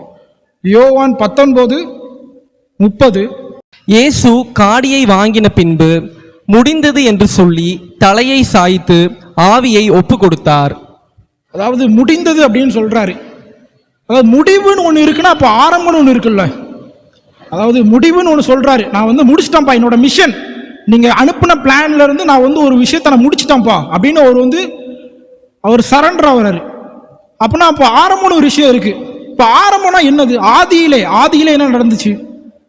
அதாவது நம்ம வந்து ஆரம்பத்துல இருந்து நம்ம பார்த்தாதான் இந்த முடிந்ததுக்கான நமக்கு வந்து மீனிங் என்னன்றது புரியும். ஆதியில என்ன நடந்துச்சுன்னா, ஏசாயா தீர்க்கதரிசிட்டையும் எசேக்கியேல் தீர்க்கதரிசிட்டையும் ஒரு கான்ட்ரோவர்சி போகுது. ஒரு தீர்க்க தரிசனத்தை உரைக்கிறாரு. இப்போ அதை மட்டும் நம்ம பார்க்கலாம். ஏசாயா 14:11. உன் ஆடம்பரமும் உன் வாத்தியங்களின் முழக்கமும் பாதாளத்தில் தள்ளுண்டு போயிற்று. புழுக்களே உன் படுக்கை, பூச்சிகளே உன் போர்வை. 12. அதிகாலையின் மகனாகிய விடிவெள்ளியே, நீ வானத்திலிருந்து விழுந்தாயே. ஜாதிகளை ஈனப்படுத்தினவனே, நீ தரையிலே விழ வெட்டப்பட்டாயே. 15. ஆனாலும் நீ அகாதமான பாதாளத்திலே தள்ளுண்டு போனாய். அதாவது பிதாவானவர் என்ன பண்றாரு? மேலோகத்தில் உள்ள ஒரு தூதரானவனை பாதாளத்துல தள்ளுறாரு. அவனுக்கு வந்து அவன் அந்த அழகா வசனம் போட்டிருக்கு, கீத வாத்தியங்கள், அதாவது அவன் விங்ஸ் திறக்கும் போதே அதுல இருந்து மியூசிக் சவுண்ட்ஸ் வருமா. இப்ப உலகம் ஃபுல்லா எதால நிறைஞ்சிருக்கு? இசை கருவிகளாலும் பாடகர்களாலும் தான். இப்ப நம்ம அதுக்கு தான் ஃபேன்ஸாகவும் இருக்கிறோம், அதுக்காக தான் நம்ம அவங்களுக்காக தான் நிற்கிறோம். இப்ப அந்த மாதிரி அப்படி ஒரு பெருமை உள்ளவனை என்ன பண்றாரு? பாதாளத்துல தள்ளுறாரு ஃபர்ஸ்ட். அதுக்கப்புறம் அவனோட ஒரு கூட்டத்தையும் அனுப்புறாரு. அதையும் பார்ப்போம். எசேக்கியேல் 28:16. உன் வியாபாரத்தின் மிகுதியினால் உன் கொடுமை அதிகரித்து நீ பாவம் செய்தாய். ஆகையால் நான் உன்னை தேவனுடைய பர்வதத்திலிருந்து ஆகாதவன் என்று தள்ளி காப்பாற்றுகிற கேருபாய் இருந்த உன்னை அக்கினிமயமான கற்களின் நடுவே இராதபடிக்கு அழித்து போடுவேன். உன் அழகினால் உன் இருதயம் மேட்டிமையாயிற்று, உன் மினுக்கினால் உன் ஞானத்தை கெடுத்தாய். உன்னை தரையிலே தள்ளி போடுவேன். ராஜாக்கள் உன்னை பார்க்கும்படி உன்னை அவர்களுக்கு முன்பாக வேடிக்கையாக்குவேன். அதாவது தள்ளி போட்டது மட்டும் இல்லாம கூட வந்து ஒரு தூதரோட கூட்டத்தையும் அவன் வந்து என்ன பண்ணான்? சேர்த்து கொண்டு போயிட்டான். இப்போ அந்த தூதர்களும் சரி, அந்த பிளேஸ், அந்த கேப் இருக்கு அந்த இடத்துல. இப்போ அந்த இடத்துல ஃபில் பண்றதுக்காக தான் இப்போ நாம எல்லாத்தையும் படைச்சிருக்காரு. இப்போ அதாவது இயேசு கிறிஸ்து வந்து நம்ம என்ன சொல்றோம்னா 2ஆம் ஆதாம்னு சொல்றோம். அப்போ 1ஆம் ஆதாம் என்ன பண்ணாரு? 1ஆம் ஆதாம் செய்ய முடியாத காரியங்களை எல்லாம் கர்த்தர் வந்து இயேசு வந்து நமக்காக எப்படி பண்ணணும், எப்படி நம்ம உலகத்துல வாழணும், எப்படி இருக்கணும்ன்றதை நமக்கு நேர்த்தியாய் கற்றுக் கொடுத்துட்டு திரும்ப போயிருக்காரு. இப்போ அதை மட்டும் நம்ம பார்த்துறோம். அதாவது ஆதாம்ல இருந்து மோசே வரைக்கும் பார்த்தீங்கன்னா நமக்கு வந்து மனசாட்சி பிரமாண காலம்னு உண்டு. மோசேல இருந்து இயேசு வரைக்கும் பார்த்தீங்கன்னா நமக்கு வந்து நியாய பிரமாண காலம். இப்போ மோசேல இருந்து கிறிஸ்து வரைக்கும் பார்த்தீங்கன்னா நமக்கு வந்து கிறிஸ்துவில இருந்து பார்த்தீங்கன்னா நமக்கு வந்து கிருபையின் பிரமாணம் காலம் ஆரம்பிக்குது. ஸோ இவ்வளோ ஃபர்ஸ்ட் என்ன சொல்றாருன்னா, ஃபர்ஸ்ட் நீதிமான்களை குறித்து ஒவ்வொருத்தரா ஒன்னொன்னா சொல்றாங்க.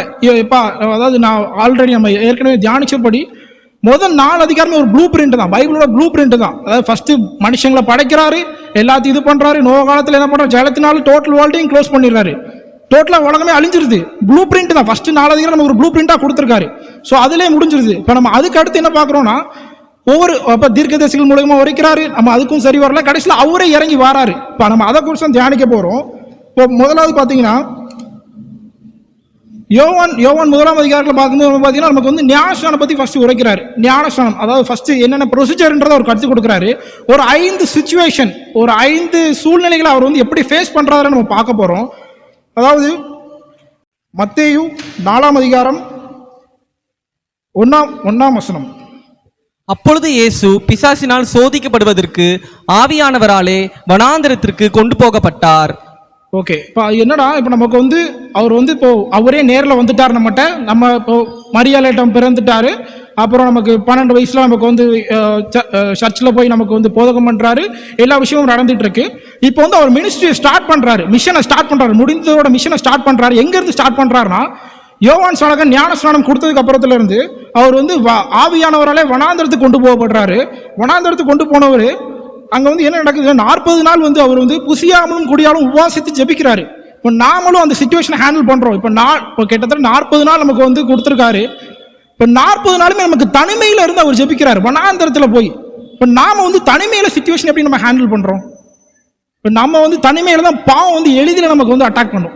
இப்போ நம்ம நிறைய சிச்சுவேஷன் ஹேண்டில் நம்ம பார்த்துருப்போம், அந்த நிலைமையை நம்ம பார்த்துருப்போம். ஆனால் அவர் வந்து தனிமையில் வந்து அதை வந்து எதிர்கொள்றாரு. அதை நமக்கு கற்றுத்தராரு முதல்ல. இரண்டாவது, அடுத்த வசனம் வாசிங்க. அவர் இரவும் பகலும் 40 நாள் உபவாசமாய் இருந்த பின்பு அவருக்கு பசி உண்டாயிற்று.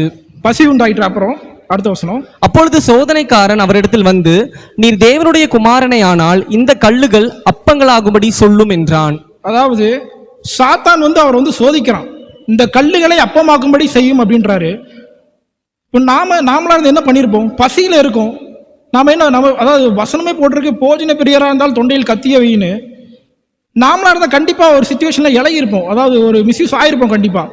ஆனால் அவர் என்ன சொல்றாரு? அடுத்த வசனம் வாசிங்க. அவர் பிரதியுத்தரமாக, மனுஷன் அப்பத்தினாலே மாத்திரமல்ல தேவனுடைய வாயிலிருந்து புறப்படுகிற ஒவ்வொரு வார்த்தையினாலும் பிழைப்பான் என்று எழுதியிருக்கிறதே என்றார். தேவனுடைய ஒவ்வொரு வார்த்தையினாலும் பிழைப்பான் என்றார். அதாவது அந்த சிச்சுவேஷன் அவர் அப்படியே ஹேண்டில் பண்றாரு. நம்ம வந்து இப்போ வந்து போஜன பிரியராக தான் நம்ம இப்பெல்லாம் இருக்கோம். நம்ம அந்த சிச்சுவேஷன் நம்ம ஹேண்டில் பண்ணுறத அவர் அவ்வளோ நேர்த்தியாக கற்றுக் கொடுக்குறாரு. அடுத்த வசனம். அப்பொழுது பிசாசு அவரை பரிசுத்த நகரத்திற்கு கொண்டு போய் தேவாலயத்து உப்பரிக்கையின் மேல் அவரை நிறுத்தி, நீர் தேவனுடைய குமாரனை ஆனால் தாழக்குடியும், ஏனெனில் தம்முடைய தூதர்களுக்கு உம்மை குறித்து கட்டளையிடுவார், உமது பாதம் கல்லில் இதராடபடிக்கு அவர்கள் உம்மை கைகளில் ஏந்தி கொண்டு போவார்கள் என்பதா எழுதியிருக்கிறது என்று சொன்னான். போதும். அதாவது இப்போ பிசாசு என்ன பண்றாரு, மேல வந்து வசனத்தை சொல்றாரு, வசனத்தை மூலமா அட்டாக் பண்றாரு. இப்போ நாம வந்து வசனத்துல எந்த அளவுக்கு கற்று தேர்ந்திருக்கோம், அந்த சிச்சுவேஷன் நம்ம எப்படி ஹேண்டில் பண்றோம்? இப்போ ஒரு புறஜாதியார் வந்து நம்மகிட்ட வந்து ஒரு வசனத்தை பத்தி கேட்கறாங்க, ஒரு டவுட்டாவே இருக்கட்டுமே, இப்போ இந்த இப்படி ஒரு வசனம் கொடுத்துருக்கேன், இதுக்கு என்னப்பா அர்த்தம் நம்மகிட்ட கேட்கறாங்க. நமக்கு வந்து அதை எக்ஸ்பிளைன் பண்ற அளவுக்கு நமக்கு வந்து திராணி இருக்குதா? இல்ல நாம வந்து இன்னும் ஏனோதானு பைபிள் ரீட் பண்ணிட்டு அப்படி இருக்கோமா? அதாவது வசன பஞ்சகாலங்கள் வந்து இப்போ வந்து மேற்கொண்டுட்டே இருக்காங்க. இப்போ நிறைய வந்துட்டு இருக்கு. இப்போ நமக்கு வந்து பைபிள் கொண்டு வரமான்னு தெரியல சர்ச்சுக்கு, அந்த மாதிரி சிச்சுவேஷன் போயிட்டு இருக்கு. ஆனால் அவர் வந்து அதை ஹேண்டில் பண்றாரு. இப்போ நம்ம வந்து அதாவது இப்போ கர்த்தர் வந்து எங்கேயுமே இல்லாமல் நம்ம இங்கே வந்து உட்கார வச்சிருக்காரு. அதாவது இப்போ நம்ம இப்போ நான் என் ஃப்ரெண்ட்ஸ் கூட இருக்கேன், இல்லை நான் எங்கேயோ படத்துக்கு போகிறேன், சினிமாவுக்கு போகிறேன், இல்லை வேற இடத்துல போகிறேன், அங்கே வந்து எனக்கு வந்து வசனமோ இல்லை பாட்டோ இல்லை கர்த்தரை பற்றி எனக்கு வந்து அறிவு கிடையாது. எங்கேயுமே இல்லாமல் நம்ம வந்து இங்கே வந்து உட்கார வச்சிருக்கோம். ஆனால் இங்கேயும் வந்து நம்ம வந்து வசனத்தை படிக்காம தேவனை ஆராதிக்காம இங்கேயும் வந்து நம்ம வந்து என்ஜாய்மெண்ட்காக நம்ம வந்தோம்னா அதுல வந்து பிரயோஜனமே இல்லை. ஒரு புறஜாதியார் வந்து நம்ம இடத்துல வந்து அவங்க நம்மளோட வசனத்தை நல்லா தேர்ந்து வச்சிருக்காங்க. ஒரு கொஸ்டின் அவங்களுக்கு அவங்களோட அவங்களுக்கு நல்லா தெரியுது. ஸோ வசனத்துல நம்ம இன்னும், அதாவது பிசாசுக்கும் வசனம் தெரியும், அதை நம்ம நல்லா தெரிஞ்சுக்கணும். பிசாசு வந்து நம்மகிட்ட வசனம் பேசும், நாம இன்னும் வசத்தினால பதிலடி கொடுக்கணும். நம்ம அவர் அவ்வளோ அழகா அந்த பதிலடி கொடுக்குறாரு. அந்த சிச்சுவேஷனை அவர் அழகா ஹேண்டில் பண்றாரு. அடுத்த வசனம் வாசிங்க. அதற்கு இயேசு, உன் தேவனாகிய கர்த்தரை பரீட்சை பாராதிருப்பாயாக என்றும் எழுதியிருக்கிறதே என்றார். அடுத்து மறுபடியும் பிசாசு அவரை மிகவும் உயர்ந்த மலையின் மேல் கொண்டு போய் உலகத்தின் சகல ராஜ்யங்களையும் அவைகளின் மகிமையையும் அவருக்கு காண்பித்து, நீர் சாஷ்டாங்கமாய் விழுந்து என்னை படிந்து கொண்டால் இவைகளை எல்லாம் உமக்கு தருவேன் என்று சொன்னான். அடுத்து அப்பொழுது இயேசு, அப்பாலே போ சாத்தானே, உன் தேவனாகிய கர்த்தரை பணிந்து கொண்டு அவர் ஒருவருக்கே ஆராதனை செய்வாயாக என்று எழுதியிருக்கிறதே என்றார். அதாவது சாத்தான் வந்து கர்த்தருக்கு ஆர்டர் போடுறான், நீ வந்து எனக்கு இது செஞ்சா நான் உனக்கு இதை பண்றேன் அப்படின்னு. ஆனா கர்த்தர் வந்து மத்தேயு 23 சொல்றாரு, நீதியை குறித்தும் நியாய தீர்ப்பை குறித்தும் கண்டித்து உணர்த்துங்கள்னு சொல்றாரு. அதாவது நாம வந்து ஒரு வசனத்தை நம்ம பேசுறோம்னாலே நமக்குள்ள ஒரு கம்பீரம் இருக்கணும், நமக்குள்ள ஒரு திமிர் இருக்கணும். அதாவது நீங்க வந்து இயேசு வந்து எந்த இடத்துல பிரசங்கம் பண்ணா போனாலும் சரி, நீங்க நல்லா கவனிச்சு பாருங்க. இயேசு படகில் ஏறி உட்கார்ந்தாருன்னு இருக்கும், இயேசு மலையில் ஏறி உட்கார்ந்தாருன்னு இருக்கும். அவர் வந்து அவரோ ஜெய்ஜாண்டிக்கா பேசுறாரு, நான் வந்து கட்டளை இடுறேன், இது வந்து என்னோட கமாண்ட் இது அப்படின்றாரு. அப்போ அவர் வந்து அவ்வளோ அவ்வளோ பரிசுத்த ஆவியெல்லாம் நிறைஞ்சு இருக்கனால தான் அவர் வந்து கமெண்ட் பண்ண முடியுது, நீ அப்போலோ சாத்தானே போ அப்படின்றாரு. இப்போ நாமளும் ஒரு விஷயத்த ஒரு சபையிலும் சரி, ஒருத்தட்ட நம்ம பேசும்போது சரி, இதான் உண்மை, இதான்ப்பா கரெக்ட் அப்படின்ற மாதிரி பைபிளை பத்தி நம்ம கற்று தேர்ந்து இந்த அளவுக்கு நம்ம வந்து ஸ்ட்ராங்கா பேசணும். ஒரு பைபிளை குறித்து நம்ம பேசணும், அந்த அளவுக்கு ஸ்ட்ராங்கா பேசணும். அந்த சுச்சுவேஷன் அவர் ஹேண்டில் பண்றாரு. இப்போ அடுத்த சுச்சுவேஷன் நம்ம பார்க்க போறோம். இது வந்து நம்ம யோவான் 8ஆம் அதிகாரம் 3ஆம் வசனத்திலிருந்து 12ஆம் வசனம் ஃபுல்லா வாசிருங்க, நேரம் குறைவா இருக்கிறது. அப்பொழுது விபசாரத்திலே கண்டுபிடிக்கப்பட்ட ஒரு ஸ்திரீயை வேத பாரகரும் பரிசேயரும் அவரிடத்தில் கொண்டு வந்து அவளை நடுவே நிறுத்தி, போதகரே, இந்த ஸ்திரீ விபசாரத்தில் கையும் மெய்யுமாக பிடிபட்டாள். இப்படிப்பட்டவர்களை கல்லெறிந்து கொள்ள வேண்டும் என்று மோசே நியாயப்பிரமாணத்தில் நமக்கு கட்டளையிட்டிருக்கிறாரே, நீர் என்ன சொல்லுகிறீர் என்றார்கள். அவர் மேல் குற்றம் சுமத்துவதற்கான காரணம் உண்டாகும் பொருட்டு அவரை சோதிக்கும்படி இப்படி சொன்னார்கள். இயேசுவோ குனிந்து விரலினால் தரையிலே எழுதினார். அவர்கள் ஓயாமல் அவரை கேட்டுக்கொண்டிருக்கையில் அவர் நிமிர்ந்து பார்த்து, உங்களில் பாவமில்லாதவன் இவள் மேல் முதலாவது கல்லெறிய கடவன் என்று சொல்லி அவர் மறுபடியும் குனிந்து தரையிலே எழுதினார். அவர்கள் அதை கேட்டு தங்கள் மனசாட்சியினால் கடிந்து கொள்ளப்பட்டு பெரியோர் முதல் சிறியோர் வரைக்கும் ஒவ்வொருவராய் போய்விட்டார்கள். இயேசு தனித்திருந்தார், அந்த ஸ்திரீ நடுவே நின்றாள். இயேசு நிமிர்ந்து அந்த ஸ்திரீயை தவிர வேறொருவரையும் காணாமல், ஸ்திரீயே, உன்மேல் குற்றம் சாட்டினவர்கள் இங்கே, ஒருவனாகிலும் உன்னை ஆக்கினைக்குள்ளாக தீர்க்கவில்லையா என்றார். அதற்கு அவள், இல்லை ஆண்டவரே என்றாள். இயேசு அவளை நோக்கி, நானும் உன்னை ஆக்கினைக்குள்ளாக தீர்க்கிறதில்லை, நீ போ, இனி பாவம் செய்யாதே என்றார். அதாவது இந்த சிச்சுவேஷனை எவ்வளோ அழகா நேர்த்தியா அவர் ஹேண்டில் பண்றாரு நீங்க பாருங்க. அதாவது ஒரு விபச்சார ஸ்திரீயை கையும் களவுமாக பிடிக்கிறாங்க. கையும் களவுமாகனா என்ன அர்த்தம்? அந்த இடத்துல ஒரு விபச்சாரம் நடந்துட்டு இருக்குன்னு அர்த்தம். அப்போ பரிசேயரும் சதுசேயரும் அந்த இடத்துல இருந்து அவளை விரட்டிட்டு வராங்க. இந்த மாதிரி கல்லெறிஞ்சு மோசே சொல்லியிருக்காரு நியாயப்பிரமாணத்துலன்னு சொல்லிட்டு விரட்டிட்டு வராங்க. அப்ப அந்த இடத்துல இயேசு கிறிஸ்துவா நிக்கிறாரு. அவர் ஏதோ அந்த சிச்சுவேஷன் எப்படி ஹேண்டில் பண்றாருன்னு பாருங்க, அவ்வளோ அழகா ஹேண்டில் பண்ணிருப்பாரு. அவ வந்து இப்போ நீங்க வந்து விபச்சார ஸ்திரீனா நீங்க உங்களுக்கே தெரியும், அவங்களோட ஆடைகள் எப்படி இருக்கும், அவங்களோட மேக்கப் சென்ஸ் எப்படி இருக்கும்ன்றது உங்களுக்கே தெரியும். அப்ப அவர் வந்து தரையில குனிஞ்சதோ எழுதிட்டு இருக்காராம். அதாவது அவர் வந்து இப்போ வந்து நமக்கு முன்னாடி ஒரு பொண்ணு நிக்கிறாங்க அப்படின்னா நம்ம அதை எப்படி பார்க்கணுன்றத அவர் எவ்வளவு அழகா சொல்லி தராரு பாருங்க. அவர் கீழே குனிஞ்சு ஏதோ எழுதிட்டு இருக்க, ஏதோ தேடுறாரு, என்ன எழுதுறாருன்னு தெரியல, ஏதோ எழுதுறாரு, அது நிமிர்ந்து கூட பார்க்க மாட்டேங்கிறாரு அவரு. அப்போ நாம ஒரு பொண்ணை ஃபேஸ் பண்றோம் அப்படின்னா, ஏதோ ஒரு சிச்சுவேஷன்ல ஃபேஸ் பண்றோம் அப்படின்னா நாம எப்படி அதை ஒன்று மேலே பார்க்கணும், கீழே பார்க்கணும், ஏதோ ஒரு ஆண்டில் நம்ம பார்க்கணும் அப்படின்றத கூட அவர் அந்த இடத்துல மென்ஷன் பண்ணி காட்டுறாரு. அவர் கீழே தேடி ஏதோ எழுதுற மாதிரி அவங்க ஃபீல் பண்றாங்க. அவங்க எல்லாம் கலைந்து போன பிறந்து அவர் நிமிர்ந்து பார்த்து அந்த ஸ்ட்ரீட்டை சொல்றாரு, நீ போ, நான் உன்னை மன்னிச்சிட்டேன் அப்படின்னு சொல்லி அவனை அனுப்பி விடுறாரு. உன்னோட பாவம் மன்னிக்கப்பட்டதுன்னு சொல்றாரு. ஸோ அந்த அளவுக்கு கிட்டத்தட்ட ஒரு 4 சிச்சுவேஷன், அதாவது அவருக்கு கிட்டத்தட்ட பிறந்ததுல இருந்து இறந்தது வரைக்கும் நிறைய சிச்சுவேஷன் ஹேண்டில் பண்ணியிருப்பாரு. ஆனால் நம்ம எடுத்தது ஒரு 5 சிச்சுவேஷன் பார்த்துருக்கேன். இப்போ இது வந்து ஒரு ஆண்களுக்கு ஒரு கொடுக்கப்பட்ட ஒரு அருமையான ஒரு சூழ்நிலையை அவர் எப்படி ஹேண்டில் பண்ணான்றதை நம்ம பார்க்கிறோம். இப்போ கடைசியா இது வந்து நம்ம எல்லாருமே ஹேண்டில் பண்ணக்கூடியது தான். அதாவது ப்ரெஷர். எல்லாரும் நம்ம இப்போ பிபி மாவத்தில் போட்டுட்டு இருக்கோம்ல, எப்படி ப்ரெஷரை ஹேண்டில் பண்றாருன்னு பாருங்க. அவ்வளோ சூழ்நிலையை அவ்வளோ அழகாக ஹேண்டில் பண்ணியிருப்பாரு. அதாவது இதை வந்து நான் வந்து வெளியே இருந்து யாரையும் நான் குறிப்பிடலை, உள்ள இருந்தே ஒரு ஆள் நமக்கு இருக்காரு, மோசே வந்து என்னன்னா, மோசையை பத்தி அவ்வளோ அழகா கொடுத்துருப்பாரு. சாந்த குணம் உள்ளவன் மோசே, என் வீட்டில் எங்க உண்மை உள்ளவன், சாட்சி, எக்கச்சக்கமா போயிட்டே இருக்கும். யூதால வந்து மிகாவேல்கிட்ட வந்து சாத்தான் தர்க்கித்தான், மோசையோட டெட் பாடி எங்க, நான் அவனை மிஸ் பண்ணிட்டேன் அப்படின்ட்டு. ஆனா அவனே டென்ஷன் ஆகுறான். அந்த வசனத்தை நீங்க வாசிங்க, என்னாகமம் 11ஆம் அதிகாரம் 11ஆம் வசனத்திலிருந்து 15 வரைக்கும் வாசிருங்க. அப்பொழுது மோசே கர்த்தரை நோக்கி, நீர் இந்த ஜனங்கள் எல்லாருடைய பாரத்தையும் என் மேல் சுமத்தினாலே உமது அடியானுக்கு உபத்திரவம் வரப்பண்ணினதென்ன? உம்முடைய கண்களில் எனக்கு கிருபை கிடையாதே போனதென்ன? இவர்களுடைய பிதாக்களுக்கு நான் ஆணையிட்டு கொடுத்த தேசத்துக்கு நீ இவர்களை முளையுண்கிற பாலகனை தகப்பன் சுமந்து கொண்டு போவது போல உன் மார்பிலை அணைத்து கொண்டு போ என்று நீர் என்னோட சொல்லும்படி இந்த ஜனங்களை எல்லாம் கற்பந்தரித்தேனோ? இவர்களை பெற்றது நானோ? இந்த ஜனங்கள் எல்லாருக்கும் கொடுக்கிறதற்கு எனக்கு இறைச்சி எங்கே இருந்து வரும்? எனக்கு இறைச்சி கொடு என்று என்னை பார்த்து அழுகிறார்களே. இந்த ஜனங்கள் எல்லாரையும் நான் ஒருவனாய் தாங்கக்கூடாது, எனக்கு இது மிஞ்சின பாரமாய் இருக்கிறது.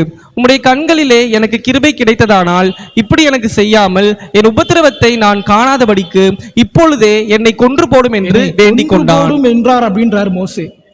அதாவது நம்ம எல்லாருக்கும் தெரிஞ்ச கதை தான். வனாந்தரத்திலிருந்து இஸ்ரேல் மக்களை அழைத்து கொண்டு வராரு எகிப்துல இருந்து. அப்போ வந்து அவங்களுக்கு வந்து மன்னாவை சாப்பிட்டு சாப்பிட்டு போர் அடிச்சிருச்சு. அவர் வந்து என்ன கேட்குறாங்கன்னா காடையை கொடுங்கன்னு கேட்குறாங்க. காடையை கொடுங்கப்பா, எங்களுக்கு நான்வெஜ் எங்களுக்கு வேணும் அப்படின்றாரு. ஆனால் கர்த்தர் நினைச்சா என்ன வேணாலும் கொடுக்கலாம், அது ஓகே. ஆனால் அவங்க வந்து மோசையை ப்ரெஷர் பண்ணுறாங்க.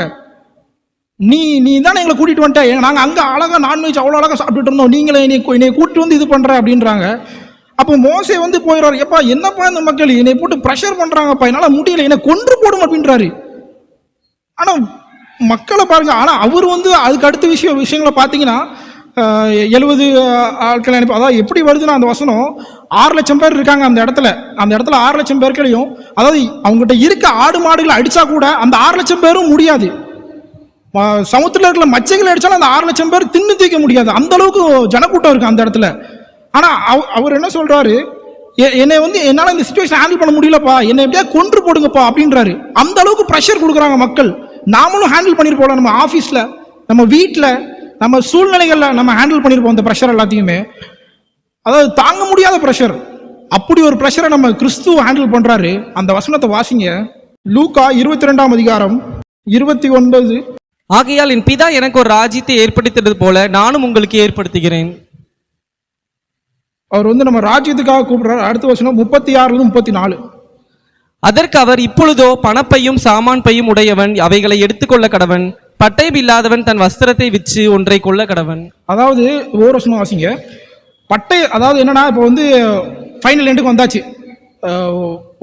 ஒலிவ மலைக்கு அவர் போறதுக்கு முன்னாடி என்னன்னா, ஒரு சீஷர்களாவது கூட்டிட்டு போறாரு. இப்போ நமக்கே நீங்க பாருங்களேன், இப்போ எனக்கு வந்து விஷயம் தெரியுது, என்னைய வந்து ஒரு குரூப் வந்து என்னைய தேடுது, என்னைய வந்து ஒரு அட்டாக் பண்ண ஒரு குரூப் வராங்க அப்படின்னா என்ன பண்ணுவாங்க, என் ஃப்ரெண்ட்ஸ் எல்லாம் என்ன பண்ணுவாங்க, நம்ம ஃப்ரெண்டா நம்மளோட சீனியர் ஒருத்தரை வந்து அட்டாக் பண்றாங்க, நம்ம எல்லாம் ரெடியா இருக்கணும் அதுக்கு அப்படின்னு சொல்லிட்டு பட்டயத்தை முதல் கொண்டு எடுத்து வைக்காங்க அந்த இடத்துல.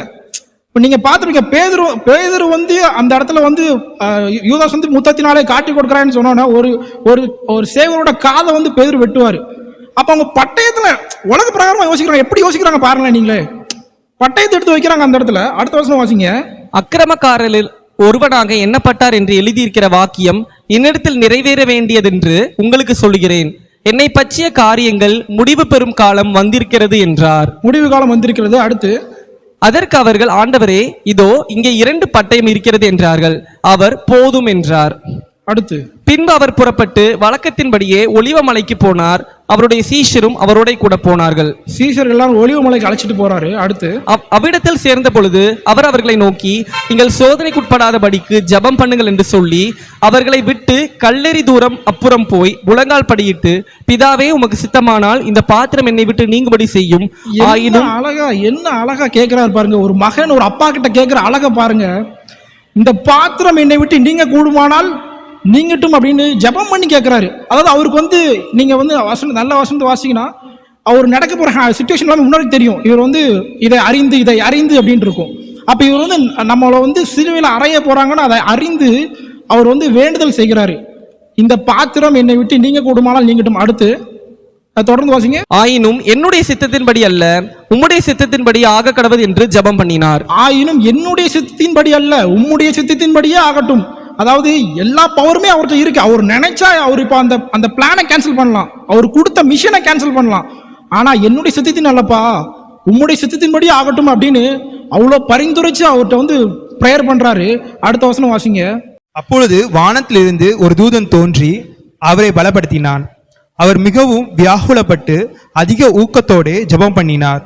அவருடைய வேர்வை இரத்தத்தின் பெருந்துளிகளாய் தரையிலே விழுந்தது. இந்த வசனம் வாசிக்கும் போது அப்படியே சிலிர்க்குதுங்க நமக்கு உடம்பெல்லாம், முடியலாம். அதாவது என்னன்னா, வேர்வை துவாரத்துல இருந்து யாருக்கா பிளட் வருமா, அவருக்கு வந்து சிந்திச்சு அந்த இடத்துல இருந்து. இப்போ நாமளே நிறைய இடத்துல ஹேண்டில் பண்ணியிருப்போம். ஆஃபீஸில் ப்ரெஷர், கிட்டத்தட்ட நிறைய பேர் தலைவலிக்கு மாத்திரை போடுவாங்க, சில பேர் டீ குடிப்பாங்க. இந்த மாதிரிலாம் நிறைய பேருக்கு வந்து ஒரு ஆறுதலாக இருக்கும். ஆனால் வானத்திலிருந்து ஒரு தூதனை அனுப்பி அவர் வந்து ஆறுதல் சொல்றாரு அவருக்கு. எப்பா ஒன்றும் இல்லைப்பா, ஒன்றும் இல்லை, நாளைக்கு ஒரு நாள் தான் அப்படின்ற மாதிரி ஒரு ஆறுதல் சொல்றாரு அவருக்கு. என்ன ஒரு ரகசியம் பாருங்க. அடுத்த வருஷம் சொல்றாரு அவரு, இந்த பாத்திரம் நீங்க கொடுக்கலாம் சொல்லிட்டு அடுத்த தூதனா அனுப்பி இது பண்றாரு. அந்த வேர்வை துவாரங்கள் வழியா ஒரு ரத்தம் வருதுன்னா அப்ப எந்த அளவுக்கு ஒரு ப்ரெஷரை வந்து ஹேண்டில் பண்ணிட்டு உட்கார்ந்துட்டு இருக்காருன்னு நம்ம அதுல பார்க்க முடியுது.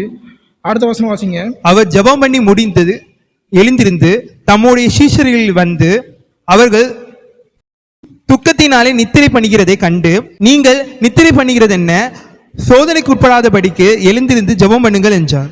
இந்த சுச்சுவேஷன் எல்லாம் முடிஞ்சப்புறம் அவருக்கு தெரிஞ்சு போச்சு இதுதான் அப்படின்ட்டு அவர் வந்து நீங்கள் ஜெபம் பண்ணுங்கள் சொல்கிறாரு. அடுத்த வசனம் வந்து பேதுரு வராரு, அடுத்து போர்சிகர் வராங்க, அவரை கூட்டு போகிறாங்க, பிலாத்துட்ட ஒப்படைக்கிறாங்க, அடுத்தடுத்த காரியங்கள் வருது. இது எல்லாத்தையும் முடிச்சுட்டு தான் சிலுவையில் வந்து சொல்கிறாரு பாருங்க. யோவான் 19 மறுபடியும் அந்த வசனத்தை மட்டும் வாசிப்போம். யோவான் 19:30 மட்டும் லாஸ்டா. இயேசு காடியை வாங்கின பின்பு முடிந்தது என்று சொல்லி தலையை சாய்த்து ஆவியை ஒப்பு கொடுத்தார். எல்லா சிச்சுவேஷனும் நான் உங்களுக்கு கற்றுக் கொடுத்துட்டேன்ப்பா, எல்லாமே என்னோட மிஷன் முடிஞ்சிட்டுப்பா. நீங்க எதுக்காக வேண்டி பரலோகத்துல இருந்து எந்த ரிப்ளேஸ்மெண்ட்காண்டி நீங்க மக்களை ஆயத்தம் பண்ணீங்களோ, முதலாம் ஆதாம் விட்ட கடனை நான் முடிச்சிட்டேன்ப்பா, என்னோட மிஷனை நான் முடிச்சிட்டேன்ப்பா அப்படின்னு சொல்லிட்டு அவர் வந்து சிலுவையில முடிந்ததுன்னு சொல்லி அவருடைய ஆவியை ஒப்புவிக்கிறாரு. இதே மாதிரி தான் நாமளும் இதற்கு அடுத்த மனுஷன் நம்ம ஒருத்தர் பார்த்தோம்னா பவுலை பார்க்கலாம். அவர் சொல்லியிருப்பாரு இந்த மாதிரி என்னுடைய நல்ல போராட்டத்தை போராடினேன், ஓட்டத்தை முடித்தேன் அப்படின்னு. இப்போ அதை மாதிரி நாமளும் நம்ம கொடுக்கப்பட்ட மிஷனை நம்ம நேர்த்தியாக செஞ்சு பரலோகத்துக்கு நம்ம சேருவோம். ஆமென். கிறிஸ்துவுக்குள் பிரியமானவர்களே, இறைவன் சிலுவையில் பகிர்ந்த 7வது வார்த்தை, பிதாவே உம்முடைய கைகளில் என் ஆவியை ஒப்புவிக்கிறேன். பொதுவாகவே ஒரு விஷயம் உண்டு, ஒரு வீட்டில் தோசை சுட்டாங்கன்னா கடைசி தோசை எப்போவுமே கொஞ்சம் சின்னதாக இருக்கும். அதே மாதிரி தான் இன்னைக்குமே 7வது வசனம் கொஞ்சம் சின்னதாக தான் இருக்கும். அது ஏனும் தெரியலை. யோசேப்பு மாதிரி ஒரு வேலை போல கடைசியாக வந்தால் ரொம்ப கஷ்டப்படணும் போல. கடைசியாக வந்தால் சில நேரத்தில் சாப்பாடு இருக்க மாட்டேங்குது, கடைசியாக வந்து கொஞ்சம் நேரம் இருக்க மாட்டேங்குது. எந்திரிச்சு வரும்போது ஒருத்தன் சொல்கிறான், அதுதான் அவரே முடிந்ததுன்னு சொல்லிட்டாரு, இந்த அண்ணன் போய் இப்போ என்ன பேச போறாருங்கிறான்.